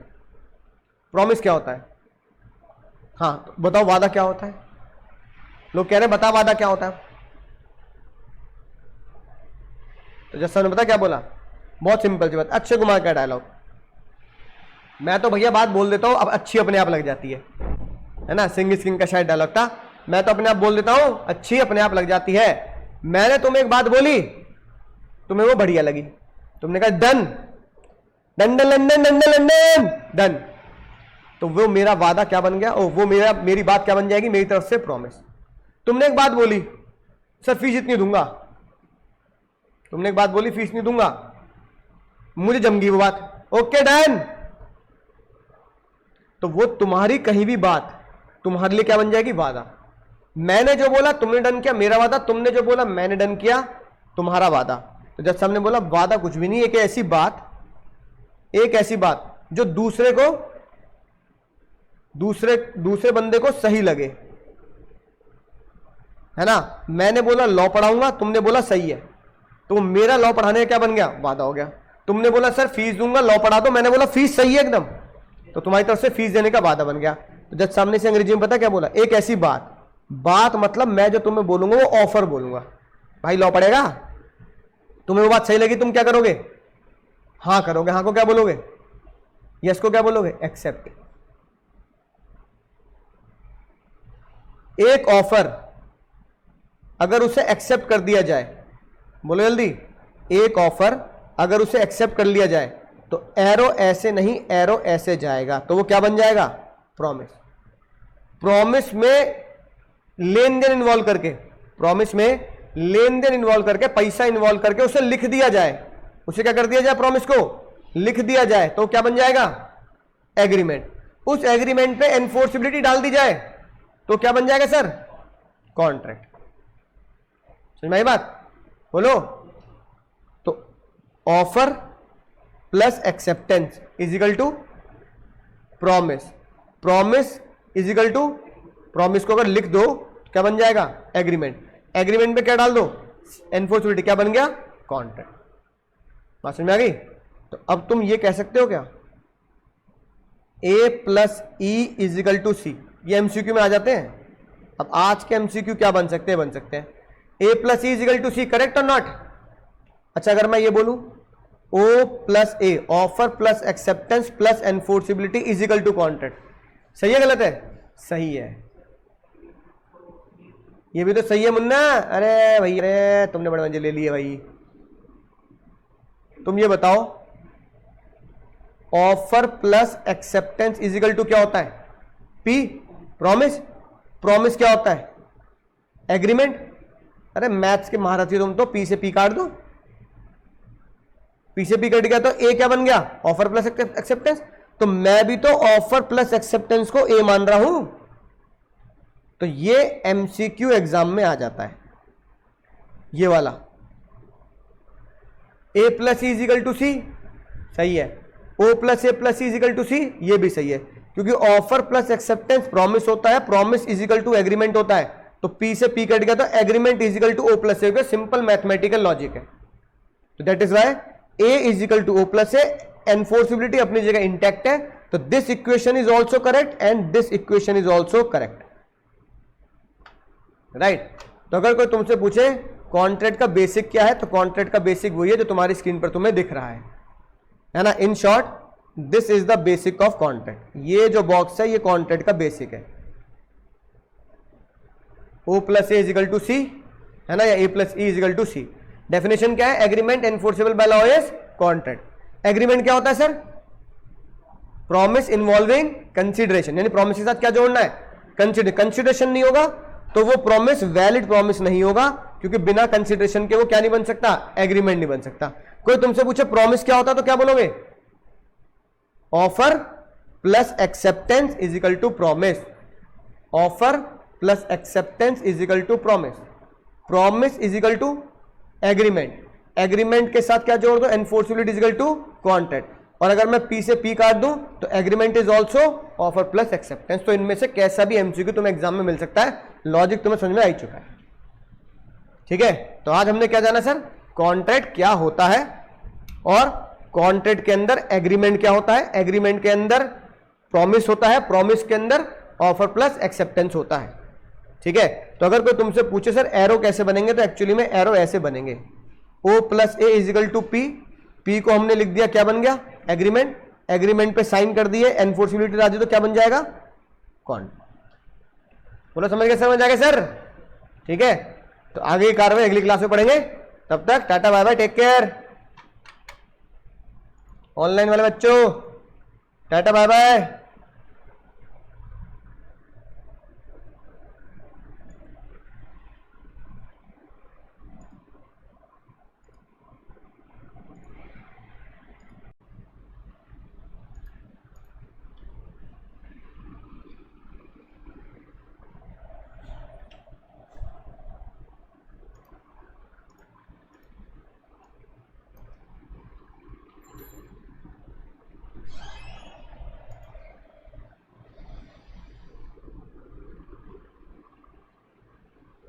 सेकंड क्लास है ना आज?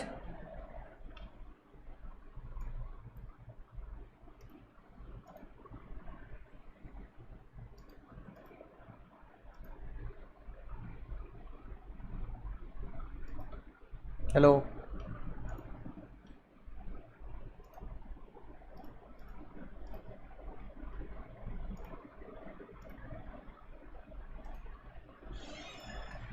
Hello hello, good evening, good afternoon,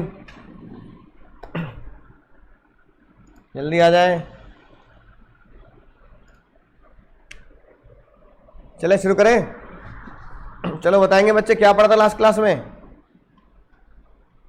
पहले पढ़ लेते हैं फिर क्वेरी लेंगे, है ना। तो बताइए क्या पढ़ा था लास्ट क्लास में। हाँ, बहुत जबरदस्त चीज पढ़ी थी, है ना। शुरुआत भी हमने कुछ मोटिवेशन की लिख दी थी, है ना, राइट। तो सर हमने लॉ ऑफ कॉन्ट्रैक्ट की शुरुआत से पहले हमने ये पढ़ा था लॉ क्या होता है ना, सिविल लॉ, क्रिमिनल लॉ, इस तरह की हमने बातें पढ़ी थी, याद है की बात। फिर हमने पढ़ा था लॉ की डेफिनेशन क्या होती है, law is a set of rules to determine rights and liability, है ना, rights and obligation of person living और कॉर्पोरेट, याद है की बात। ठीक है, झंडू बाम वाली स्टोरी सुनाई थी, है ना, मैं झंडू बाम हुई डार्लिंग तेरे लिए, है ना। तो यानी कि कॉर्पोरेट के रूल्स भी लॉ वाले, कॉर्पोरेट वाले भी कॉर्पोरेट के ऊपर भी वो बनाते हैं, रूल्स बनाते हैं। हमने पढ़ा था फिर ignorance of law is no excuse, कि तुम्हें नहीं पता, याद है की बात, एक बाइक पे, है ना, राइट। अब अगर आज की बात करें, तो आज हमें जानना है सर कि लॉ का जन्म कहां से हुआ। ठीक है, तो देखो जैसे हमने देखा कि हम कॉन्ट्रैक्ट पढ़ेंगे, क्या पढ़ेंगे, इंडियन कॉन्ट्रैक्ट एक्ट, जन्म कब हुआ इसका, 1872, यानी कब लागू हुआ हमारे देश में 1872 में, बताओ यार। फिर हम पढ़ेंगे सेल्स ऑफ गुड्स एक्ट, क्या पढ़ेंगे, सेल्स ऑफ गुड एक्ट, इसका जन्म हुआ 1930।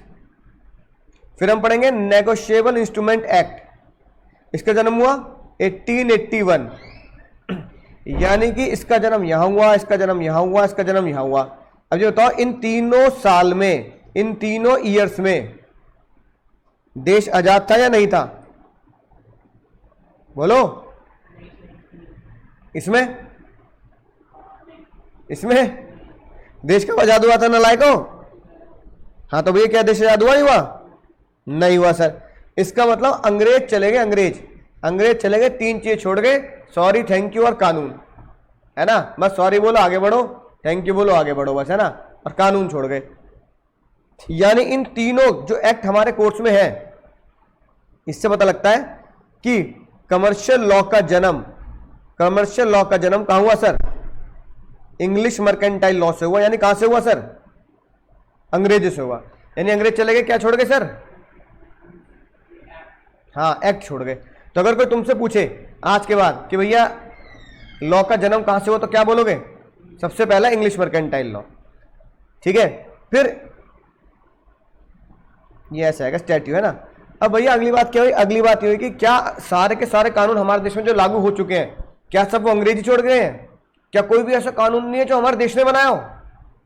मतलब कोई ऐसा कानून है जो हमारे देश ने बनाया हो? 12th में पढ़ा है तुमने वो? सोचो कौन सा? 12th में बिजनेस स्टडीज में आखिरी चैप्टर क्या था? हाँ, तो हमने उसमें क्या पढ़ा सर? कंज्यूमर प्रोटेक्शन एक्ट 2019 है कि नहीं बात? इसके अलावा 12th में तुमने कंपनी अकाउंट के क्वेश्चन किए थे? कंपनी अकाउंट के नहीं किए थे? कॉल सीनियर कंपनीज अकाउंट थी वो, ठीक है। तो कंपनीज एक्ट 2013 और जो भी नए नए कानून आते हैं, जो भी नए नए कानून आते हैं वो हमारे देश पर जो लगाए जाते हैं वो कानून उसी प्रक्रिया से पास होते हैं जो मैंने तुम्हें पिछले लेक्चर में बताया था, इंडियन पार्लियामेंट से। इंडियन पार्लियामेंट में जाएंगे, 75% की वोट करेंगे। याद आ गई बात? समझ में आ रही है? तो ये जो एक्ट जो हमारे देश के पास होते हैं, हमारे देश के कानून से, यानी हमारे देश के पार्लियामेंट से, तो उसे बोलते हैं इंडियन स्टैच्यू लॉ। क्या बोलते हैं? इंडियन स्टैच्यू लॉ, जो हमारे देश के पार्लियामेंट से पास किए जाते हैं। ठीक है। अगली बात सर, जो पिछली क्लास में मैंने तुम्हें बताया कि भैया जो हमने गाना सुना, Are you a software developer? जो सबसे इंपॉर्टेंट चीज, जो गाना आया मुन्नी बदनाम हुई डार्लिंग तेरे लिए,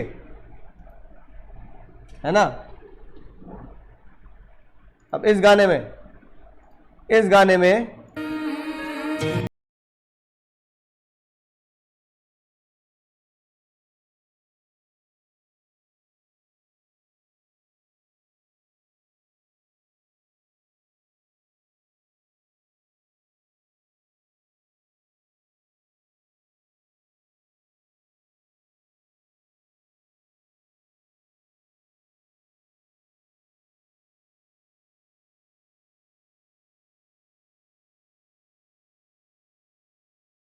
तो भैया इसमें सबसे बड़ी गड़बड़ क्या है?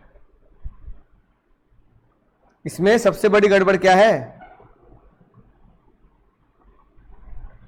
बता सकते हो? इसमें सबसे बड़ी गड़बड़ है झंडू बाम। सबसे बड़ी गड़बड़ क्या है? झंडू बाम। अब सर ये बताओ झंडू बाम सबसे बड़ी गड़बड़ क्यों हो गई? क्योंकि झंडू बाम हमारे देश का क्या है? एक प्रोडक्ट है कि जब सर में दर्द हो, है ना, राइट, कमर में दर्द हो, तो आप क्या लगा सकते हैं? झंडू बाम लगा सकते हैं, बाम लगा सकते हैं। ठीक है, राइट। अब सर ये कैसे पता लगा? झंडू बाम जो प्रोडक्ट है वो है इमामी का। किसका प्रोडक्ट है? इमामी। और अगर मैं तुम्हें आज के इमामी का शेयर प्राइस बताऊं, तो जिस कंपनी का ये प्रोडक्ट है उस कंपनी का आज का शेयर प्राइस कितना चल रहा है? कितना चल रहा है मुन्ना मुन्नी? हाँ, यानी उस कंपनी का आज का शेयर प्राइस चल रहा है लगभग 375 रुपए के आसपास का शेयर प्राइस चल रहा है। चल रहा है नहीं चल रहा? अगर एक कंपनी जिसका शेयर प्राइस 375 के आसपास चल रहा है अभी, ठीक है, और उस कंपनी का शेयर प्राइस 500 रुपए तक भी गया है, पिछले 5 साल में देखो तो उसका शेयर प्राइस ये देखो 595 लगभग, यानी 600 रुपए तक भी गया है। दिख रहा है नीचे जो मैं एरो हिला रहा हूं, प्राइस हिल रहे ना ये, तो देखो 600 रुपए तक भी गया है ना। और बहुत ही पुरानी कंपनी, यानी कि देखो ये कंपनी कब से चली आ रही है? ये कंपनी 2008-2009 से चली आ रही है। दिख रहा है नीचे? तो 2008 में इसका शेयर 32 रुपए था, पापा ने इन्वेस्ट किया होगा 2012-15 है ना 200 रुपए, फिर यहाँ 600 रुपए, फिर यहाँ 600 रुपए, फिर कोरोना काल में बेचारा लेट के 156 रुपए पहुंच गया, और फिर दोबारा 156 से बेचारा कहाँ तक आया? 580 रुपए तक आया नहीं आया? तो एक प्राइस, यानी कि जो कंपनी 2009 से हमारे देश के अस्तित्व में है और उसका प्राइस आज भी 350 रुपए 375 रुपए चल रहा है, जिसका हाई प्राइस भी अभी कुछ दिन पहले, है ना, राइट, सितंबर 21 में 600 रुपए भी पहुंचा। तो ऐसी कंपनी का एक प्रोडक्ट है झंडू बाम। क्या प्रोडक्ट है सर?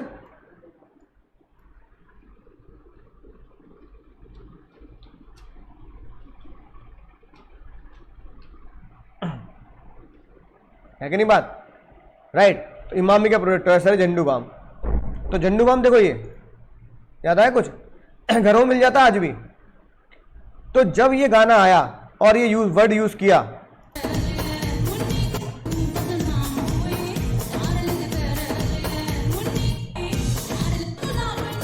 है ना, तो तब किसको बुरा लगा होगा? अब ये कंपनी को बहुत बुरा लगा। तो झंडू कंपनी यानी कि इमामी कंपनी ने केस कर दिया, इमामी कंपनी ने केस कर दिया अरबाज खान प्रोडक्शंस के ऊपर कि अरबाज खान ने बिना पूछे, हमसे बिना आज्ञा लिए क्या किया है, क्या यूज किया है, प्रोडक्ट का नाम यूज कर लिया, ब्रांड का नाम यूज कर लिया। और इस गाने को सुनने के बाद हमें ऐसा प्रतीत होता है कि हमारे ब्रांड की, हमारे झंडू ब्रांड की क्या हुई है सर? इंसल्ट। क्या हुई है मुन्ना? इंसल्ट हुई है। अभी बात कोर्ट तक चलेगी और ये केस चला कई महीने तक, कई महीने, है ना। जज साहब रोज कोर्ट में आते,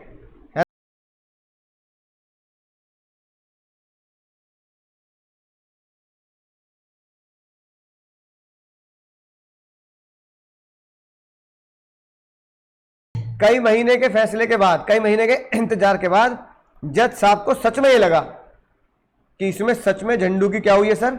इंसल्ट हुई है।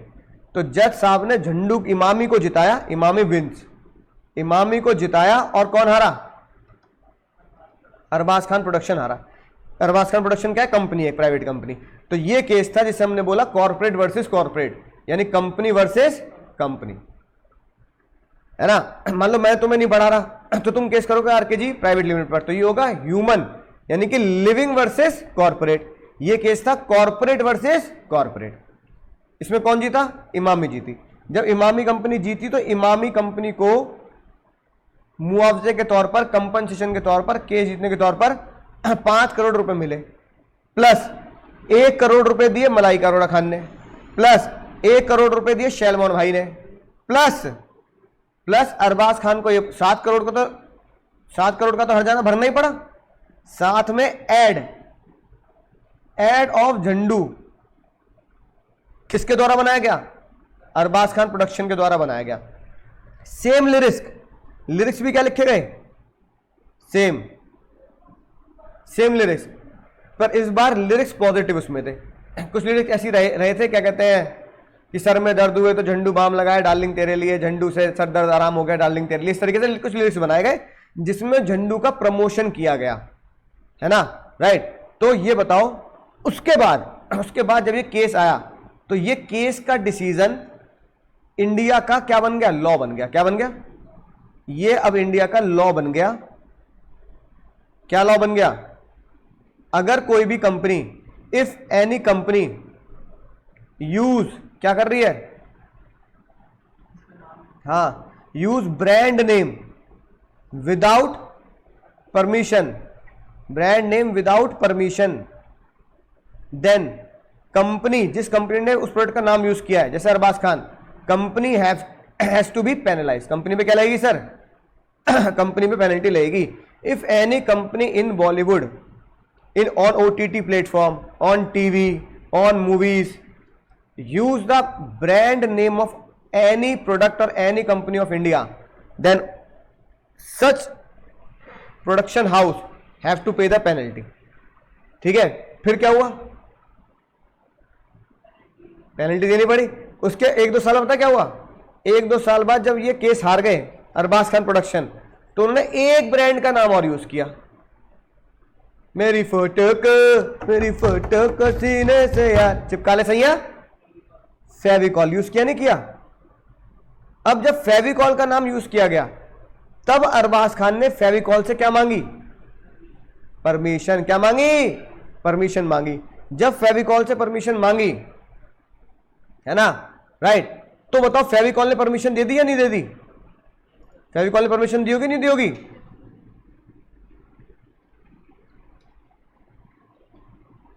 चिपका ले सैया।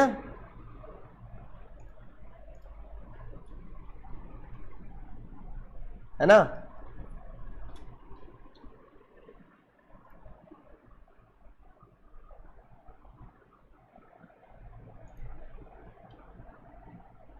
तब परमिशन दी नहीं मिली, तब परमिशन मिली।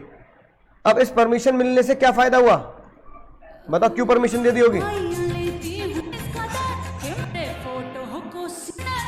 अब देखो मेरे फोटो को सीने से यार चिपका ले सैया फेविकॉल से, मेरे फोटो अब बताओ सीने से क्यों परमिशन दे दी होगी। सैया फेविकॉल से। आ गया साइड में फेविकॉल आ गया। हम बताओ फेविकॉल से परमिशन क्यों मिल गई होगी। हाँ, मैं तो कब से हूँ इसका मतलब जब ये बात कहां पहुंची सर, अरे पोर्ट में नहीं, पोर्ट में पहुंचने का, अरे पोर्ट में तो पहुंचा ही नहीं। जब ये बात अरबाज खान ने फेविकॉल से पूछी कि क्या हम आपका ब्रांड नेम यूज कर सकते हैं, तो फेविकॉल ने अलाउ किया हो नहीं, क्या होगा, फेविकॉल ने नाम अलाउ कर दिया। रीजन बताओ, रीजन।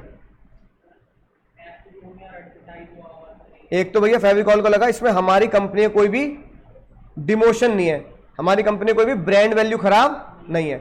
अगर ब्रांड वैल्यू खराब नहीं है, ठीक है, तो इससे हमारी कंपनी का क्या है सर, प्रमोशन है, फायदा है। क्या है, फायदा है। अगर हमारी कंपनी का फायदा है, प्रमोशन है, तो फेविकॉल ने ये क्या किया, अलाउ किया। यानी इसका मतलब लॉ का इस्तेमाल हुआ नहीं हुआ, लॉ का इस्तेमाल हो गया। किस बात का सर, कि कोई भी कंपनी क्या करेगी सर, अगर अपना ब्रांड वैल्यू यूज करेगी तो उसमें उसका प्रमोशन होना चाहिए, डिमोशन नहीं होना चाहिए। तो फेविकॉल ने अलाउ किया। फिर उसके बाद फेविकॉल ने ऐड देना बंद कर दिया। पहले फेविकॉल का ऐड आता था, पता कौन सा, वो हाथी वाला, हाथी सा मजबूत जोड़ है टूटेगा नहीं, है ना, राइट। तो पहले ही ऐड आते थे फेविकॉल के।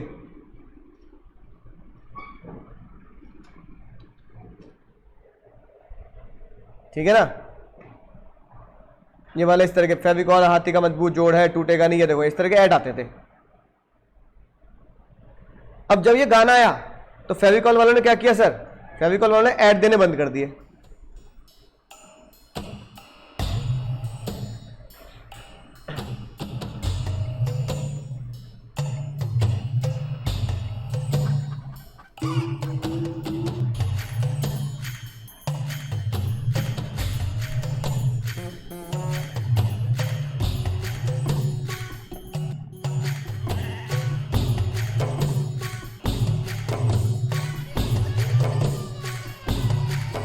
है ना।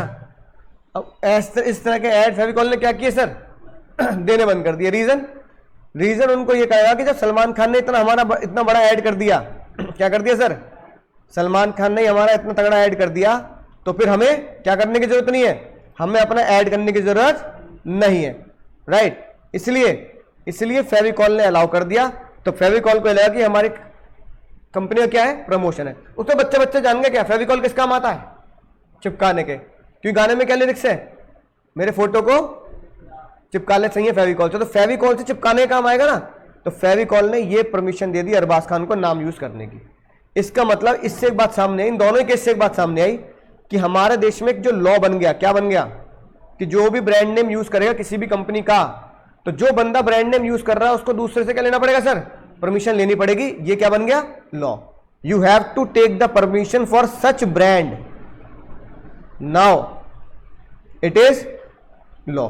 तो लॉ का तीसरा जन्म कहां से हुआ, जुडिशियल डिसीजन, है ना, राइट। फेविकॉल वाला केस, झंडू बाम वाला केस, दोनों ही केस किसके ऊपर थे सर, अरबाज खान के ऊपर थे। तो अरबाज खान झंडू में हार गए, फेविकॉल ने उन्हें परमिशन दे दी, तो फेविकॉल वाला केस कोर्ट में पहुंचा ही नहीं। तो इसका मतलब कोई भी कोर्ट के डिसीजन आते हैं, चाहे वो सुप्रीम कोर्ट का डिसीजन हो, चाहे वो हाई कोर्ट का डिसीजन हो, कोर्ट के डिसीजन हमारे देश में क्या बनते हैं सर, लॉ बनते हैं। कोर्ट के डिसीजन क्या बनते हैं हमारे देश में, लॉ बनते हैं। यानी अभी हमें पता लगा सर 3 तरीके से लॉ का जन्म होता है, 3 तरीके से लॉ का जन्म होता है। पहला इंग्लिश मर्केंटाइल लॉ, दूसरा इंडियन पार्लियामेंट, तीसरा कोर्ट के डिसीजन। अगला सर, अगला जन्म लॉ का हुआ कस्टम से, है ना। कस्टम्स की अगर बात करें, कस्टम्स की अगर बात करें तो मुझे ये बताओ, कस्टम का मतलब होता है रीति रिवाज। क्या मतलब होता है, रीति रिवाज। यानी कि हमारे देश में कुछ रीति रिवाज ऐसे होते हैं जो क्या बना दिए जाते हैं, लॉ बना दिए जाते हैं। क्या तुम जानते हो कोई ऐसा रिवाज रहा हो, कोई ऐसी रीति रही हो जो हमारे देश में लॉ बन गई हो, और वो लॉ लिखकर हमारे देश के पार्लियामेंट ने पास कर दिया हो? बोलो, नहीं बता सकते? ऑनलाइन वाले वाला कोई बताना चाहते हो?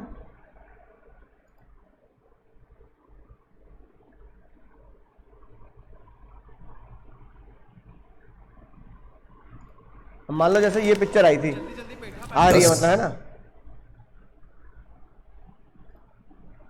किसके ऊपर है पिक्चर? के हाथों होकर रहेगा न्याय का न्याय के हाथों होकर रहेगा न्याय का सर्वनाश। ये 2 पैरों से अन्याय के 10 सर कुचलने।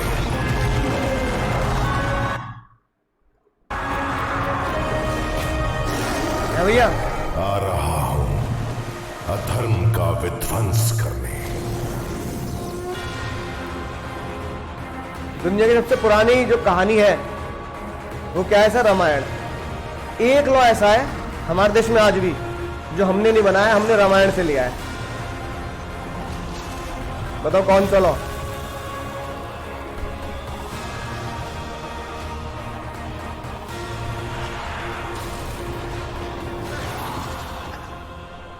कौन सा लॉ भैया?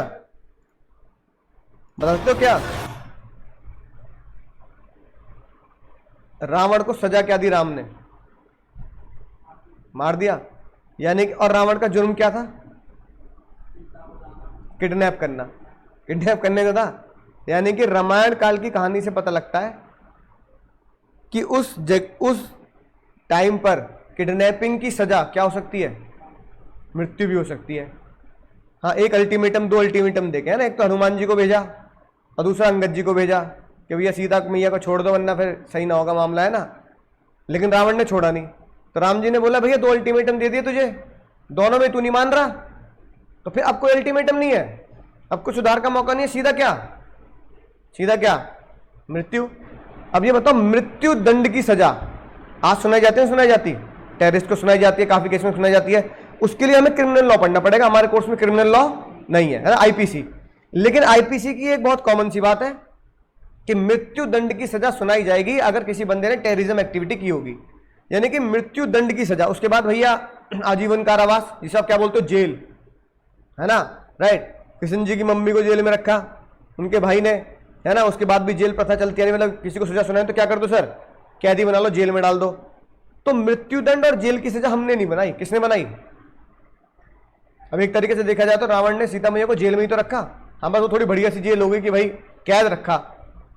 हाँ, उनकी सुरक्षा के लिए दासियां भी थी, है ना, जंगल भी था, लेकिन थी तो वो कैद। तो सीता मैया का अपहरण किया गया। अपहरण करने के बाद उन्हें जेल में रखा गया, एक तरीके से, यानी कैद में रखा गया। तो भैया ये दोनों ही सजा, जिसे हम जेल की सजा और मृत्यु की सजा कहते हैं, वो हमने नहीं बनाई, हमारे रीति रिवाजों से आई। यानी बहुत सारी चीजें जो होती हैं रीति रिवाजों से लॉ बनती है। दूसरा, डाउरी एक्ट, दहेज प्रथा। तो आज से 100 साल पहले जो दहेज प्रथा, कईयों सालों से क्या चल रही है सर? दहेज प्रथा चल रही है। तो जो दहेज प्रथा चली आ रही है हमारे देश में कि दहेज, उसके लिए क्या बनाया गया? डाउरी एक्ट बनाया गया। क्या बनाया गया? यानी कि दहेज को ध्यान में रखते हुए कि भाई बहुत लोग दहेज मांगते हैं, फिर लड़कियों को मार दिया, ये कर दिया, वो कर दिया। पिक्चर भी आई थी ना वो रक्षाबंधन करके, अक्षय कुमार की, है ना। तो उससे बचने के लिए क्या बनाया गया? Dowry act. इसका मतलब डाउरी एक्ट, आजीवन कारावास, मृत्यु, ये सारी सजाएं, ये सारे कानून हमारे दिए हुए नहीं है। ये कानून वो है जो हमारे रीति रिवाजों से निकले। दहेज प्रथा रीति रिवाज है कि नहीं? 100 साल चल रही है। तो अब हमारे देश को लगा इसे बंद करना चाहिए, तो हमने क्या बनाया? डाउरी एक्ट बनाया। मृत्यु की सजा, आजीवन कारावास रामायण काल से चली आ रही है, तो हमें लगा ये आज भी होना चाहिए, है ना, दुष्ट पापियों के लिए। तो हमने क्या बना दी सर? हमने मृत्यु की सजा बना दी, ठीक है ना, राइट। एक्ट बना दिया आईपीसी में, आपको इतने साल की जेल या फांसी की सजा हो सकती है। कुछ लॉज हमारे कस्टम एक्ट से निकले। एक एग्जांपल हम लिख सकते हैं, जीता जागता डाउरी एक्ट। कौन सा एक्ट सर? तो डाउरी एक्ट हमारे रीति रिवाजों से निकला है, ठीक है। फिर एक बहुत बढ़िया बात, जिन्होंने अंग्रेजों ने चुराया हमारे देश में, आज से 150-200 साल पहले जब हमारे यहां बिजनेस किया जाता था, तो गुजराती लोग केम छो मजामा छो और राजस्थानी लोग cash carry forward, cash carry नहीं करते थे। उन्होंने अपना एक कल्चर बनाया, बिजनेस कल्चर, उसको नाम दिया उन्होंने हुंडी। क्या नाम दिया? हुंडी नाम दिया। कुछ इस तरीके से होती थी हुंडी, है ना। हुंडी नाम दिया। बात समझ आई? यानी कि हुंडी क्या होता था? हुंडी वही है जो आजकल के जमाने में बिल्स ऑफ एक्सचेंज वाला चैप्टर पढ़ते हो तुम 11th में, BR, BP, बिल एक्सेप्ट कर, 3 दिन का ग्रेस, ये वही कल्चर है। और चेक पढ़ते हो, यानी कि मुझे तुम्हें पैसे देने हैं तो तुम मेरा क्या करोगे, मैं तुम्हें सामान बेच रहा हूं, तुम मुझे पैसे दोगे, तुम बिल एक्सेप्ट करोगे, फिर उस बिल को हम एंडोर्स भी कर सकते हैं, है ना, राइट। यानी कि चेक को कैरी ना करने का एक तरीका था, यानी पैसे को, कैश को कैरी ना करने का तरीका था। ठीक है। अब भैया मुझे तुम्हें पैसे देने हैं, तुम्हें किसी को और को पैसे देने हैं, है कि नहीं बात, राइट, और उसको मुझे पैसे देने हैं, तो हम क्या करते थे? अब मैं तुम्हारे पास 1 करोड़ रुपए कैश लेके जाऊं आज से 100 साल पहले, तो बीच में कोई लूट ले तो फिर तुम उसको दोगे, वो मुझे देगा। तुम लिख के क्या कर दिया करते थे? भैया आए, पे यू अमाउंट, तुमने उसे दे दिया, उसने मुझे एंडोर्स कर दिया। तो क्या कहीं भी पेमेंट की जरूरत पड़ी? तो इसका मतलब हम तीनों ने अपनी अपनी लायबिलिटी खत्म कर दी एंडोर्स से। ठीक है। दूसरा तरीका क्या होता था? मुझे तुम्हें देने 10 लाख रुपए, है ना, राइट, और मुझे उसने मुझे देने हैं 10 लाख रुपए। तो मैं क्या करूंगा? मैं कहूंगा भाई मुझे देने की बजाय किसको दे दे। अब मैं गुजरात में हूं, तुम नोएडा में हो, वो भी नोएडा में है। अब वो पहले वहां से गुजरात आएगा, मुझे कितने रुपए देगा? 10 लाख। फिर मैं गुजरात से तुम्हारे पास कहां जाऊंगा? नोएडा जाऊंगा, तो मैं कितने रुपए लूंगा? दूंगा 10 लाख। तो मैं कह दूंगा भाई नोएडा नोएडा आपस में खेल लो यार, क्या दिक्कत है। तो मैं अपने नोएडा के व्यापारी को बोलूंगा भाई मेरा एक व्यापारी है जिसको मुझे पैसा देना है, वो बैठा है सेक्टर 52 में, तू बैठा है सेक्टर 62 में। अबे 52-62 में आधे घंटे का तो रास्ता है, तो तू एक काम कर, मेरे को पैसे देने के बजाय उसको पैसे दे। वो भी खुश, कह रहा चलो भैया चलो गुजरात। अरे भैया गुजरात जाने की जरूरत नहीं है, पैसा कैरी फॉरवर्ड कैश लेने की जरूरत नहीं है। तो मैंने क्या किया, तो उससे पैसे लेके तुम्हें दिलवा दिया, तुम भी खुश, मैं भी खुश, वो भी खुश, तीनों। किसी को ट्रैवल नहीं करना पड़ा, चोरी चकारी की दिक्कत नहीं। आज से 100-200 साल पहले इंटरनेट का जमाना था नहीं। तो अब मैं उसको पैसा, वो मुझे पैसा देगा, मेरे ब्याह पे वो तुम्हें दे देगा। अब इस बात का सबूत क्या होगा? इस बात का सबूत होता था हुंडी। क्या होता था? तो क्लास 11th में बिजनेस स्टडीज के जो पहला चैप्टर था ट्रेड एंड कॉमर्स, उसमें तुम जानते थे शाहजोग हुंडी, दर्शनी हुंडी, है ना, मुद्दती हुंडी। सर कौन पढ़ता है क्लास 11th में? कौन पढ़ता है सर? कह के नहीं बात। तो भैया दर्शनी हुंडी मतलब जो देख के दी जाए। तो मैं हुंडी क्या करूंगा, उसको बोलूंगा कि जब भी तू ये हुंडी किसको दिखाएगा, हाँ क्या नाम है, सिद्धांत, जब भी भैया तू हुंडी सिद्धांत को दिखाएगा, सिद्धांत हुंडी देख के तुझे पैसा दे देगा। दैट वाज कॉल्ड दर्शनी हुंडी। क्या होता था? दर्शनी हुंडी। फिर मुद्दती हुंडी, मुद्दती मतलब समय। मैं उसको बोलता था कि सिद्धांत के पास जाइए जुलाई में, जून में नहीं जाने का, कब जाने का है? जुलाई में। तो जब वो जून के बाद तुम्हें दिखाएगा हुंडी और तुम उससे पैसा दोगे, तो वो होती है मुद्दती हुंडी। क्या होती थी? यानी कि टाइम के हिसाब से पैसा मिलता था। अब अंग्रेजों ने हमारा ये लॉ चुरा लिया, हमारा ये कस्टम चुरा लिया, है ना, राइट। क्या चुरा लिया? ये हमारे कस्टम चुरा लिए। और अंग्रेजों को बहुत बढ़िया बात लगी। अंग्रेजों ने कहा भाई ये तो बढ़िया चीज है यार, मतलब पर्चा दिखाओ पैसे मिल जाए, पर्चा दिखाओ एडजस्ट हो जाए पैसा, समय के बाद आओ तो ही मिलेंगे, समय से पहले नहीं मिलेंगे। तो अंग्रेजों ने इसे अपने अंग्रेजी स्टाइल में जब ढाला, तो इसको नाम दिया नेगोशिएबल इंस्ट्रूमेंट एक्ट। क्या नाम दिया? Negotiable instrument act 1881। यानी कि यूसेज, गुजरातियों ने, राजस्थानियों ने जब इसका यूसेज किया, तो नेगोशिएबल इंस्ट्रूमेंट नाम से एक लॉ बनाया गया, जिसमें कहा गया हुंडी काटो, हुंडी मुंडी उड़ाओ इनकी, अपने अंग्रेजी नाम दो। अंग्रेजी नाम जैसे नहीं, बिल्स ऑफ बिल, चेक, ये नाम दे दिए। बिल और चेक कुछ भी नहीं भाई, पुराने जमाने की हुंडी हुआ करती थी, इनको नया नाम दे दिया अंग्रेजों ने। तो हमने हुंडी वुंडी वर्ड इस्तेमाल करने छोड़ दिया। क्या नाम इस्तेमाल करने लगे? वही तुम बिल्स ऑफ एक्सचेंज वाला चैप्टर पढ़ते हो, वही तुम अपने घर में चेक वगैरह देते हो, फीस दोगे तो सोचता चेक से दियो। इसका मतलब जो नेगोशिएबल इंस्ट्रूमेंट एक्ट लॉ है, इसका जन्म कहां से हुआ? यूसेज से।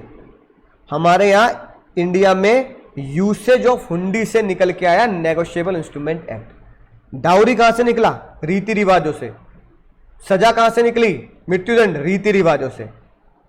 मुन्नी बदनाम हुई, है ना। ये लॉ कहां से निकला कि नाम ब्रांड यूज नहीं करने का, कोर्ट से, जुडिशियल डिसीजन, ठीक है। Companies act, LLP act, consumer protection act, GST act, ये सब कहां से निकले, पार्लियामेंट से। और जो हमारे कोर्स में है 3 एक्ट, कौन कौन से, contract act, sales of good act और नेगोशिएबल इंस्ट्रूमेंट, ये कहां से निकले, अंग्रेजों से।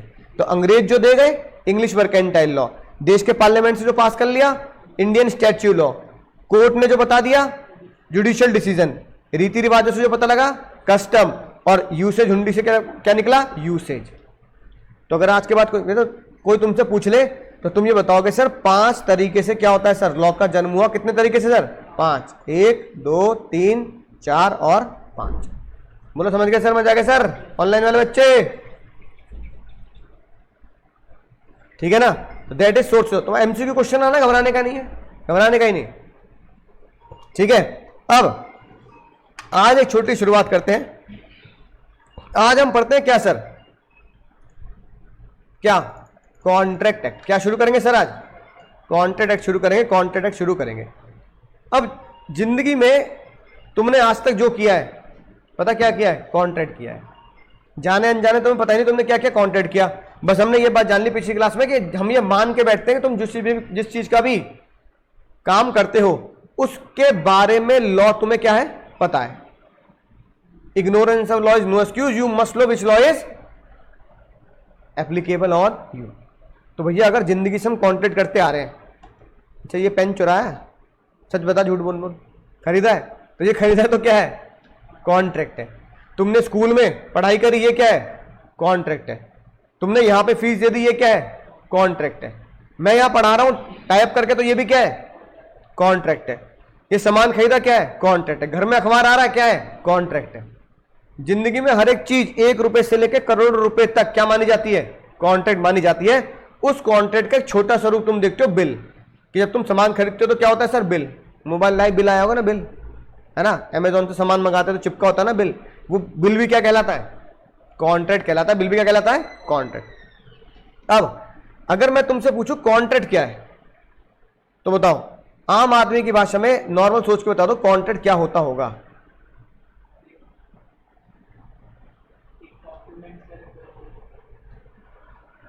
यानी कि एक पेपर होगा, उस पर हम कुछ लिख देंगे कि भैया इतनी क्वांटिटी, इतना प्राइस, है ना, एक मोबाइल का नाम ये, एक क्वांटिटी, ये प्राइस प्लस GST, ये इतने रुपए तुमने पे कर दिए। या अगर कोई लेन देन का कॉन्ट्रैक्ट होगा, प्रॉपर्टी खरीदने का, उसे तुम रजिस्ट्री बोल देते हो। तो जिस पेपर पे हम लिखते हैं वो पेपर क्या होता है, पेपर क्या होता है सर, वो पेपर होता है ये, क्या होता है, नहीं अबे पागल, इंडियन कॉन्ट्रैक्ट थोड़ी, ये पेपर क्या है, इसको क्या बोलते हैं, ये क्या है, इसे बोलते हैं स्टैम्प पेपर। क्या बोलते हैं, स्टैम्प पेपर। यानी कि जब भी हम बोलते हैं भैया अगर मेरी बात पे भरोसा ना हो तो लिख के ले ले, तो जो लिख के लेने वाला डायलॉग है ना, लिख के ले ले, तुमने सुना भी होगा है ना, कि अब लिख के दूं क्या भाई, भरोसा नहीं हो लिख के दे दूं क्या। तो जो लिखने की बात होती है ना, वो स्टैम्प पेपर पे बात होती है, खाली पेपर नहीं। तो मैंने तुम्हारी कॉपी का खाली पेज ले लिया, मैंने A4 खाली पेज ले लिया, इस पर साइन कर दिया, कुछ लिख दिया, तो ये कॉन्ट्रैक्ट नहीं बनेगा, ये कॉन्ट्रैक्ट नहीं बनेगा। ये बेकार की बात है कि मैं इस पेज पे लिख दूंगा। खाली पेपर पे लिख के देने का मतलब होता है स्टैम्प पेपर पे लिखना। अगर कोई भी बात तुमने स्टैम्प पेपर पे लिख दी, वो कानून में क्या होगी सर, वो कानून में कोर्ट में वैलिड होगी। तुम ये वाला पर्चा लेके जाओगे, सर मैंने तो सर से कॉन्ट्रैक्ट किया था, सर पढ़ाएंगे, तो ये पर्चा अच्छा फाड़ के फेंक देगा, क्या है, कोई भी लिख के ले आएगा, है ना। प्रॉपर स्टैंपिंग होनी चाहिए या फिर प्रॉपर बिलिंग होनी चाहिए। हर स्टैंपिंग का एक नंबर होता है जो कोर्ट में रजिस्टर्ड होता है।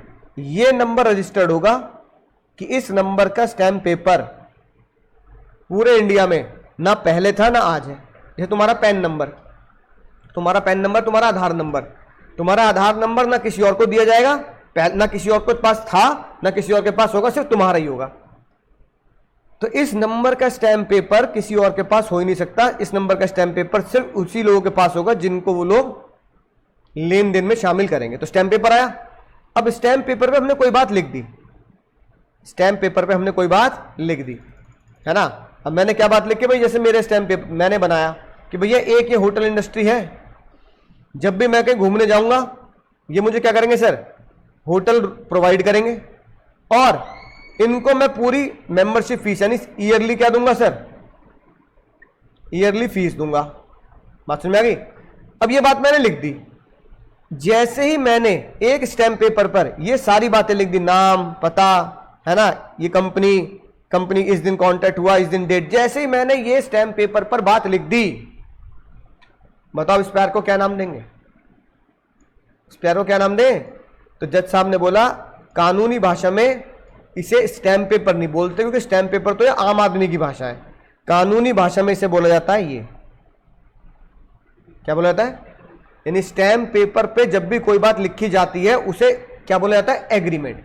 यानी in legal language stamp paper जैसी कोई है ना भाषा यूज नहीं की जाती, stamp paper is the agreement. तो बस यही कानूनी शब्द तुम्हें सीखने हैं। क्या सीखने हैं सर? यही कानूनी शब्द तुम्हें सीखने हैं। बात समझ में? क्या सीखने हैं कि किसको क्या बोलते हैं, बताओ जरा जल्दी। ड्यूटी को क्या बोलते हैं? पिछली क्लास में लिखवाया था, क्या बोलते हैं? फिर ऐसे कैसे चलेगा रे मुन्ना? ऑब्लिगेशन बोलते हैं। हाँ, ड्यूटी को ऑब्लिगेशन, हाँ कि ये तुम्हारी ऑब्लिगेशन है। लिखा नहीं कॉपी पर? कौन लिखेगा? फिर कौन लिखेगा? लागू को लेवी, लेन देन को कंसिडरेशन, तो ये सब कौन लिखेगा भैया? ऐसे स्टैम्प पेपर को क्या बोलते हैं सर? एग्रीमेंट। अब ये बताओ, अगर एग्रीमेंट में हमने कुछ लिख दिया, क्या वो कॉन्ट्रैक्ट बन जाएगा? बताओ, एग्रीमेंट में अगर तुमने कुछ लिख दिया कि मान लो 550 रुपए का एग्रीमेंट है, इस पे हमने कुछ लिख दिया, तो क्या कॉन्ट्रैक्ट बन गया? नहीं बना। ऐसे एग्रीमेंट में लिख देंगे मुकेश अंबानी का एंटीला हमारा, ओ मुकेश अंबानी एंटीले खाली कर दे चल, एंटीला हमारा, तो हमने तो एग्रीमेंट में लिख दिया एंटीला हमारा, हमारा होगा एंटीला। रिलायंस इंडस्ट्री हमारी होगी, रिलायंस इंडस्ट्री हमारी। फिर बताओ क्या चीज मिसिंग है कॉन्ट्रैक्ट को बनाने के लिए? सिग्नेचर। तो सिर्फ एग्रीमेंट के ऊपर लिख देने से कॉन्ट्रैक्ट नहीं बनेगा, उस पर क्या चाहिए सर? सिग्नेचर चाहिए। यानी एग्रीमेंट है, एग्रीमेंट के ऊपर तुमने साइन कर दिए, क्या बन गया? कॉन्ट्रैक्ट बन गया। क्या बन गया? कॉन्ट्रैक्ट। अब देखते हैं सर जो आपने दिखाया क्या उसमें ये दोनों तत्व मौजूद है या नहीं है, चेक कर लेते हैं सर, चेक कर लेते हैं। अब बताओ, ये एग्रीमेंट मैंने तुम्हें दिखाया, ठीक है? जब ये एग्रीमेंट तुम देख रहे हो तो अभी तक क्या है ये यहां तक क्या है सर? एग्रीमेंट है, ठीक है? यानी इसलिए लिखा भी है परचेज एग्रीमेंट, यहां तक क्या है? एग्रीमेंट। अगर ये एग्रीमेंट है तो एग्रीमेंट मतलब कॉन्ट्रैक्ट नंबर डाल के, स्टैंप नंबर डाल के उस पर कुछ लिख देना, लेन देन की बात लिख देना। अब खाली लेन देन की बात लिखने से कॉन्ट्रैक्ट नहीं होगा, उससे भी जरूरी चीज क्या है सर? ये सिग्नेचर। ये मेरे साइन हो गए भैया, ये हो गए कंपनी किसके साथ कॉन्ट्रैक्ट किया उसके साइन हो गए, ये मेरे साइन और एक कंपनी के साइन। जैसे ही मेरे साइन यानी दोनों पार्टीज है ना, पार्टी 1 जो बायर है, पार्टी 2 जो सेलर है ना, सर्विस प्रोवाइडर जो सर्विस दे रहे हैं होटल की, मैं जो सर्विस खरीद रहा हूं होटल की। अब ये जो सर्विस पार्टी 1 और पार्टी 2 आपस में डील करेगी उतने अमाउंट पर जितना एग्रीमेंट में लिखा होगा, इन दोनों के सिग्नेचर इस एग्रीमेंट को किस में कन्वर्ट कर देते हैं? Signature now converts into contract. अब आप बोलोगे जैसे सिग्नेचर हो गए, सिग्नेचर होते ही नाउ एग्रीमेंट बिकम्स, अब एग्रीमेंट क्या बन गया सर? कॉन्ट्रैक्ट बन गया। अभी तक ये एग्रीमेंट था, जैसे इस पे सिग्नेचर हो गए, मेरे सिग्नेचर हो गए, कंपनी के सिग्नेचर हो गए, सिग्नेचर होते ही ये इधर है ना, सिग्नेचर की दहलीज पार करते ही ये कॉन्ट्रैक्ट की दहलीज पे पूछ जाएगा। समझ में आई ना बात? इसका मतलब एग्रीमेंट के साथ अगर सिग्नेचर जोड़ दिए जाए तो क्या बनेगा? वो कॉन्ट्रैक्ट। अब सिग्नेचर तो बच्चा ही बता देगा, सिग्नेचर तो कोई बच्चा ही बता देगा कि सर ये तो साइन है। तो जज साहब ने कहा भैया वो कानूनी क्या जो आसानी से समझ में आ जाए। तो जज साहब ने बोला जिसे दुनिया सिग्नेचर का नाम देती है उसे पढ़े लिखे लोग सिग्नेचर नाम नहीं देंगे। तो जज साहब ने इस प्यार को क्या नाम दिया?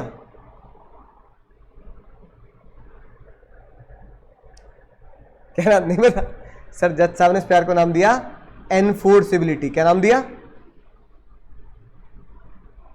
एनफोर्सिबिलिटी। यानी कि एक ऐसा एग्रीमेंट, एनफोर्सिबिलिटी में दो वर्ड आए, एक वर्ड आया एनफोर्स, एक वर्ड आया एबिलिटी। एनफोर्स मतलब किसी चीज को खींचना या घसीटना। तो तुमने कई फिल्मों में डायलॉग सुना होगा कि मैं तुम्हें कोर्ट में घसीटूंगा, वो डायलॉग इस शब्द से निकल के आया। यानी कोर्ट में घसीटना is the Hindi version of enforceability. अब मैं तुम्हें कोर्ट में घसीटूंगा, है ना, कोई बात नहीं मेरे पैसे मत चुका, कोई बात नहीं मेरे, है ना, ये काम मत कर, इस पेपर के थ्रू मैं तुझे कोर्ट में घसीटूंगा।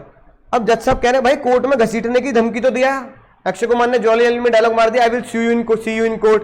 तो जो डायलॉग मारता ना, मैं तुम्हें कोर्ट में देख लूंगा, हिंदी बोलते कोर्ट में मैं तुम्हें घसीटूंगा।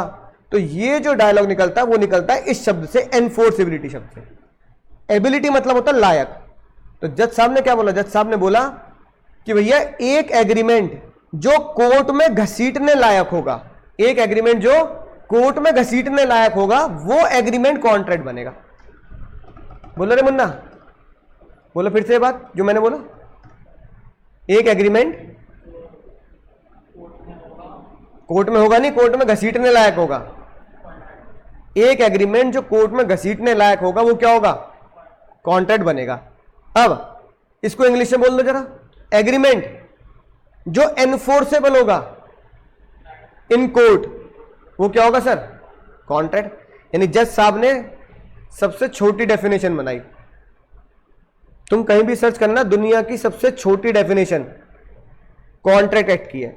3 शब्दों में डेफिनेशन खत्म। एग्रीमेंट, एनफोर्सेबल दूसरा वर्ड, बाय लॉ तीसरा वर्ड।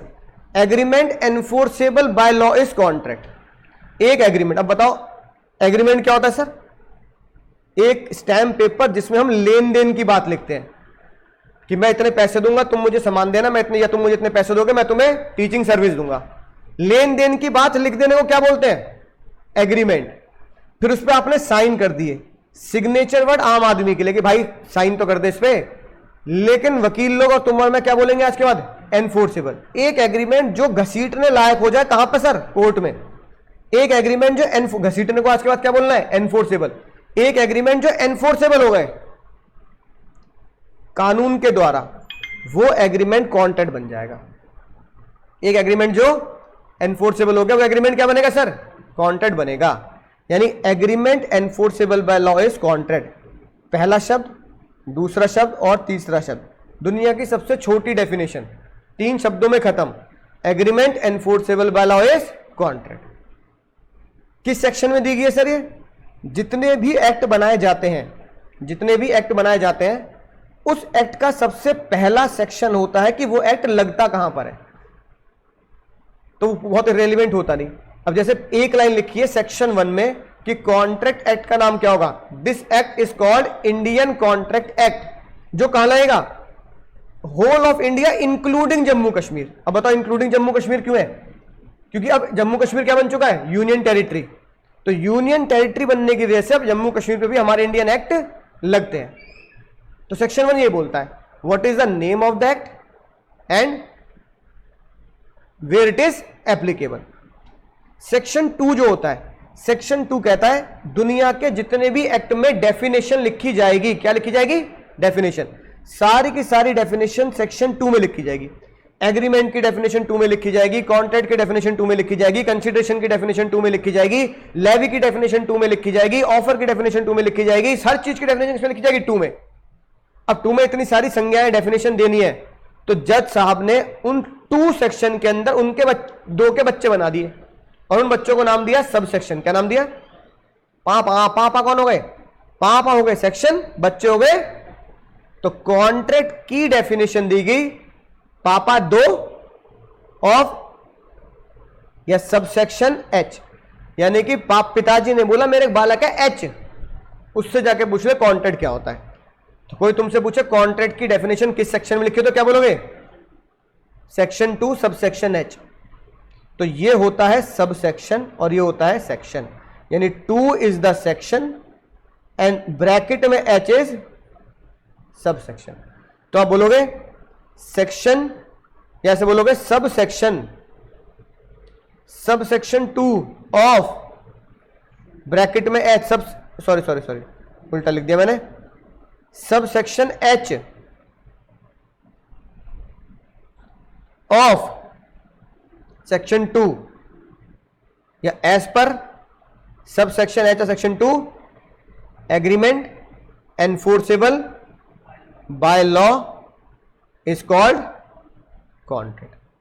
याद हो जाएगी बात? तो agreement enforceable by law is contract, है ना? तो बस तुम्हें एमसीक्यू में पहचानना है कि डेफिनेशन सही लिखी है नहीं लिखी है। एग्रीमेंट एनफोर्सेबल बाय लॉ पे टिक करना है। अब बच्चों में कहानी सुनते थे, एक था राजा एक थी रानी, दोनों मरे खत्म कहानी। है यार इतना दुख होता है मेरे को, मम्मी जब भी कहानी सुनाती है दोनों मर गए। अरे भैया मैं तुम्हें नई कहानी बताऊंगा जो घर पे बता के आनी है। क्या? एक था राजा एक थी रानी, दोनों मिले शुरू कहानी। तो एग्रीमेंट है राजा रानी तुम में राजा, एनफोर्सिबिलिटी है रानी, तो राजा रानी को मिलाना है, एनफोर्सिबिलिटी है रानी।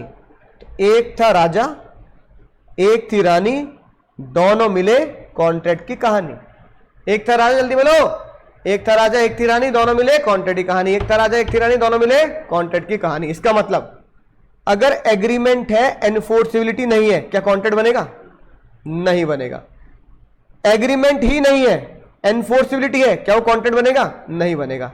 सिर्फ A plus E is equal to C हो सकता है, ये कॉन्ट्रैक्ट को जन्म नहीं देंगे, क्योंकि यहां पे दोनों का मेल होना जरूरी है। राजा और रानी होंगे तभी कॉन्ट्रैक्ट की कहानी शुरू होगी। एक था राजा एक थी रानी, दोनों मिलेंगे तो ही कॉन्ट्रैक्ट की कहानी शुरू होगी। बोलो बात समझ में आ गई है कि नहीं बात? राइट। तो अपने नोट्स में ये बात लिखी है, जब चैप्टर खत्म हो जाएगा तो मैं तुम्हें एमसीक्यू भेज दूंगा ग्रुप पर, तो ग्रुप जैसे बन जाएगा आपको एमसीक्यू दे दिया जाएगा। ठीक है, नोट्स भी दे देंगे कलर, एमसीक्यू भी दे देंगे। ठीक है ना? राइट, मुश्किल नहीं है, एमसीक्यू पेपर है, एमसीक्यू प्रैक्टिस करनी है कॉन्सेप्ट को समझकर। तो आज का कॉन्सेप्ट क्या सीखा? 2H एग्रीमेंट एनफोर्सेबल वाला इज कॉन्ट्रैक्ट। क्या होना चाहिए? एक एग्रीमेंट होना चाहिए और एनफोर्सिबिलिटी होनी चाहिए, यानी एग्रीमेंट के साथ एनफोर्सिबिलिटी जोड़ दो, क्या बन जाता है? कॉन्ट्रैक्ट बन जाता है। बोलो इतनी बात समझ में आई? ठीक है ना? राइट। तो ये था सर हमारा एग्रीमेंट, ओ कॉन्ट्रैक्ट। अब लोगों का भी पेट नहीं भरा, लोगों ने बोला सर ये बता दो, बस एक और बता दो, एग्रीमेंट क्या होता है? क्या होता है? एग्रीमेंट क्या होता है? तो जज साहब ने बोला एग्रीमेंट, एग्रीमेंट क्या होता होगा? तो बच्चे बोल रहे मासूम से सर किसी बात लेन देन की बात को स्टैम्प पेपर पे लिख दो। तो जज साहब ने कहा और आसान बनाते हैं, सर एग्रीमेंट होता है तुम्हारे मेरे बीच का वादा। क्या होता है? वादा। और गाना गाओ, जो वादा किया वो निभाना पड़ेगा, है ना? तो एक वादा जो मैंने तुमसे किया, तुम मुझे इतनी फीस देना, मैं तुम्हें लॉ पढ़ा दूंगा, तो मेरा वादा क्या बन जाएगा? अगर आप लिख दोगे तो क्या बन जाएगा? एग्रीमेंट। जज साहब ने बोले एक वादा है, वादे को क्या करो? लिख दो। जैसे तुमने वादे को लिखा वो क्या बन गया? एग्रीमेंट। अब वादा क्या होता है सर इंग्लिश में? प्रॉमिस। तो जज साहब ने बोला एक प्रॉमिस होगा। क्या होगा? एक प्रॉमिस होगा जिसे हम क्या कर देंगे सर? लिख देंगे, तो क्या बन जाएगा? एग्रीमेंट। एक्चुअली में एरो ऐसे होगा। कैसे होगा? ऐसे। बात समझ में आई? एक वादा जिसे हमने लिख दिया, क्योंकि तुम्हें यकीन नहीं था, तुमने कहा सर मुझे यकीन नहीं है, आप बोल रहे हो, क्या कर दो? उसे लिख दो। एक वादा जो लिख दिया क्या बन गया? जैसे हमने एक चीज और जोड़ दी, भैया वादे में ना कंसिडरेशन है, लेन देन जरूर इन्वॉल्व कर लेना। वादे में क्या इन्वॉल्व कर लेना? कंसिडरेशन। कंसिडरेशन मतलब लेन देन। यानी कि जज साहब ने बड़ी गजब की बात बोल दी, एक ऐसा वादा जिसमें पैसा या लेन देन इन्वॉल्व ना हो, वो वादा कॉन्ट्रैक्ट नहीं बन सकता। क्या तुम मुझे कोई ऐसा वादा बता सकते हो जिसमें लेन देन इन्वॉल्व ना हो? तो वो कॉन्ट्रैक्ट नहीं बनेगा। बोलो सर, एक ऐसा वादा जिसमें लेन देन इन्वॉल्व करी नहीं हमने, यानी कोई कंसिडरेशन है मिलेगा ही नहीं, बदले में कुछ नहीं मिलना। कंसिडरेशन होता था बदले में, मैं तुम्हें पढ़ा रहा हूं, तुम मुझे बदले में क्या दे रहे हो? तो मेरा कंसिडरेशन क्या है? फीस। तुमने फीस दे दी, तुम्हें बदले में क्या मिला? एजुकेशन। एक ऐसा वादा जिससे बदले में कुछ ना मिले, ऐसा वादा होता है दान। तुमने दान वादा करा है कि भैया बिल्डिंग बनाओ, मैं मंदिर की दीवार के पैसा दूंगा, मैं हॉस्पिटल का पैसा दूंगा, बदले में क्या मिलेगा? कछु भी नहीं, फ्री सेवा। मैंने बालक को बोल दिया कि चल ठीक है भाई, तेरे को पास पैसों की दिक्कत है, तुझे फ्री पढ़ाऊंगा, तो मैंने फ्री सर्विस दे दी, दान दे दिया। क्या इसमें कंसिडरेशन इन्वॉल्व है? बताओ, बदले में मुझे क्या मिला? बदले में मैंने बच्चों का फ्री पढ़ाऊंगा, बदले में कुछ भी नहीं मिला। मैंने हॉस्पिटल वाले को बोल दिया कि भैया मैं 1 लाख रुपए दान कर दूंगा, हॉस्पिटल बनवाओ, तो हॉस्पिटल ने मुझे बदले में क्या दिया? कुछ भी नहीं दिया। एक ऐसा वादा जिसमें बदले में कुछ ना मिलता हो, एक ऐसा वादा जिसमें बदले में कुछ ना मिलता हो, एक ऐसा वादा जिसमें बदले में कुछ ना मिलता हो, वो वादा एग्रीमेंट नहीं बन सकता। क्योंकि एग्रीमेंट बनने के लिए हम क्या पढ़ रहे हैं? Business law. भैया एग्रीमेंट बनने के लिए, कॉन्ट्रैक्ट बनने के लिए बिजनेस की लेन देन तो करो। तुम्हारी मेरी बात करते हैं। मैंने तुम्हें वादा किया पढ़ाने का, मुझे बदले में क्या मिला? फीस। तुम्हारी बात करते हैं, तुमने किस चीज का वादा किया?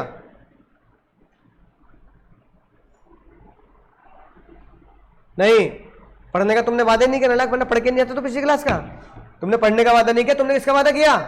ऑनलाइन वाले बच्चे, तुमने वादा किया फीस देने का, है ना? तो तुम्हारा वादा क्या था? तुम्हें बदले में क्या मिला? सर्विस। तो बदले में क्या मिला? Teaching service. तो मेरा वादा था पढ़ाना, मेरा बदले में मुझे क्या मिला? फीस। तुम्हारा वादा क्या था? तुम्हारा वादा था पैसा देना, पैसा बाबू पैसा। तो तुम्हें बदले में क्या मिला? सर्विस। यहां लेन देन हो रहा है, बदले में मॉनेटरी टर्म्स में बात चल रही है, तो ये प्रॉमिस एग्रीमेंट बन जाएगा। ये प्रॉमिस क्या बन जाएगा? एग्रीमेंट। लेकिन जहां बदले में कुछ ना मिलता हो, वो प्रॉमिस एग्रीमेंट। तो जज साहब ने बोला भाई एग्रीमेंट क्या होता है? बहुत simple, agreement means promise involve consideration. तो आज के बाद को तुमसे बोलो व्हाट इज एग्रीमेंट, तो आप क्या बोलोगे? मैथ्स की इक्वेशन में P प्लस सी। लोगों का पेट अब भी नहीं भरा। लोगों ने बोला सर एक चीज और, मैंने कहा दिमाग चलाए तुमने यार, है पूछ पूछ के, इसलिए कहा जाता है कानून के हाथ लंबे होते हैं। पढ़ रहे हैं, ये पढ़ना पड़ेगा सारा तामझाम डिटेल में। प्रॉमिस क्या होता है? हाँ तो बताओ वादा क्या होता है? लोग कह रहे हैं बता वादा क्या होता है। तो जैसा ने पता क्या बोला? बहुत सिंपल सी बात, अक्षय कुमार का डायलॉग। मैं तो भैया बात बोल देता हूं, अब अच्छी अपने आप लग जाती है ना? सिंह का शायद डायलॉग था, मैं तो अपने आप बोल देता हूं, अच्छी अपने आप लग जाती है। मैंने तुम्हें एक बात बोली, तुम्हें वो बढ़िया लगी, तुमने कहा done done done London done London done. तो वो मेरा वादा क्या बन गया? ओ वो मेरी बात क्या बन जाएगी? मेरी तरफ से प्रॉमिस। तुमने एक बात बोली, सर फीस इतनी दूंगा, तुमने एक बात बोली फीस नहीं दूंगा, मुझे जम गई वो बात, ओके डन। तो वो तुम्हारी कहीं भी बात तुम्हारे लिए क्या बन जाएगी? वादा। मैंने जो बोला तुमने डन किया, मेरा वादा। तुमने जो बोला मैंने डन किया, तुम्हारा वादा। तो जब सामने बोला वादा कुछ भी नहीं, एक ऐसी बात जो दूसरे बंदे को सही लगे, है ना? मैंने बोला लॉ पढ़ाऊंगा, तुमने बोला सही है, तो मेरा लॉ पढ़ाने का क्या बन गया? वादा हो गया। तुमने बोला सर फीस दूंगा, लॉ पढ़ा दो, मैंने बोला फीस सही है एकदम, तो तुम्हारी तरफ से फीस देने का वादा बन गया। तो जब सामने से अंग्रेजी में पता क्या बोला? एक ऐसी बात मतलब मैं जो तुम्हें बोलूंगा वो ऑफर बोलूंगा। भाई लॉ पढ़ेगा, तुम्हें वो बात सही लगी, तुम क्या करोगे? हाँ करोगे। हाँ को क्या बोलोगे? यस को क्या बोलोगे? एक्सेप्ट।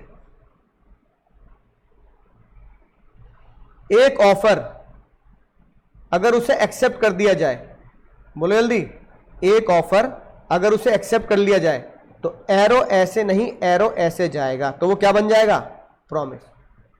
प्रॉमिस में लेन देन इन्वॉल्व करके, पैसा इन्वॉल्व करके उसे लिख दिया जाए, उसे क्या कर दिया जाए? प्रॉमिस को लिख दिया जाए, तो क्या बन जाएगा? एग्रीमेंट। उस एग्रीमेंट पे एनफोर्सिबिलिटी डाल दी जाए तो क्या बन जाएगा सर? कॉन्ट्रैक्ट। समझ में आई बात? बोलो। तो offer plus acceptance is equal to promise, promise is equal to promise को अगर लिख दो तो क्या बन जाएगा? एग्रीमेंट। एग्रीमेंट पे क्या डाल दो? एनफोर्सबिलिटी। क्या बन गया? कॉन्ट्रैक्ट। बात समझ में आ गई? तो अब तुम ये कह सकते हो क्या, A plus E is equal to C, ये एमसीक्यू में आ जाते हैं। अब आज के एमसीक्यू क्या बन सकते हैं? बन सकते हैं A plus E is equal to C, correct और नॉट? अच्छा, अगर मैं ये बोलूं O plus A, offer plus acceptance plus enforceability is equal to contract, सही है गलत है? सही है। ये भी तो सही है मुन्ना। अरे भाई, अरे तुमने बड़े मंजे ले लिए भाई। तुम ये बताओ, offer plus acceptance is equal to क्या होता है? P, promise. प्रॉमिस क्या होता है? एग्रीमेंट। अरे मैथ्स के महारथी तुम तो, पी से पी काट दो। पी से पी कट गया तो ए क्या बन गया? Offer plus acceptance. तो मैं भी तो ऑफर प्लस एक्सेप्टेंस को ए मान रहा हूं। तो ये एमसीक्यू एग्जाम में आ जाता है, ये वाला। A plus E is equal to C, सही है। O plus A plus E is equal to C, ये भी सही है, क्योंकि ऑफर प्लस एक्सेप्टेंस प्रॉमिस होता है, प्रॉमिस इजिकल टू एग्रीमेंट होता है। तो पी से पी कट गया तो agreement is equal to O plus A, simple mathematical logic है। तो that is why A is equal to O plus A, enforceability अपनी जगह इंटैक्ट है। तो this equation is also correct and this equation is also correct, right. तो अगर कोई तुमसे पूछे कॉन्ट्रैक्ट का बेसिक क्या है, तो कॉन्ट्रैक्ट का बेसिक वही है जो तुम्हारी स्क्रीन पर तुम्हें दिख रहा है ना। In short, this is the basic of contract. ये जो बॉक्स है ये कॉन्ट्रैक्ट का बेसिक है। O plus A is equal to C, है ना, या A plus E is equal to C. Definition क्या है? Agreement enforceable by law is contract. Agreement क्या होता है सर? प्रॉमिस इन्वॉल्विंग कंसिडरेशन, यानी प्रॉमिस के साथ क्या जोड़ना है? कंसिडरेशन नहीं होगा तो वो प्रॉमिस वैलिड प्रॉमिस नहीं होगा, क्योंकि बिना कंसिडरेशन के वो क्या नहीं बन सकता? एग्रीमेंट नहीं बन सकता। कोई तुमसे पूछे प्रॉमिस क्या होता है तो क्या बोलोगे? Offer plus acceptance is equal to promise. Offer plus acceptance is equal to promise. Promise is equal to agreement. Agreement के साथ क्या जोड़ दो? Enforceability is equal to contract. और अगर मैं पी से पी काट दूं तो agreement is also offer plus acceptance. तो इनमें से कैसा भी एमसीक्यू तुम्हें एग्जाम में मिल सकता है। लॉजिक तुम्हें समझ में आ ही चुका है, ठीक है। तो आज हमने क्या जाना सर? कॉन्ट्रैक्ट क्या होता है और कॉन्ट्रैक्ट के अंदर एग्रीमेंट क्या होता है, एग्रीमेंट के अंदर प्रॉमिस होता है, प्रॉमिस के अंदर ऑफर प्लस एक्सेप्टेंस होता है, ठीक है। तो अगर कोई तुमसे पूछे सर एरो कैसे बनेंगे, तो एक्चुअली में एरो ऐसे बनेंगे। O plus A is equal to P, P को हमने लिख दिया, क्या बन गया? एग्रीमेंट। एग्रीमेंट पे साइन कर दिए, एनफोर्सिबिलिटी डाल दी तो क्या बन जाएगा? कॉन्ट्रैक्ट। बोलो समझ गए? समझ आ गए सर? ठीक है। तो आगे की कार्रवाई अगली क्लास में पढ़ेंगे। तब तक tata bye bye, take care.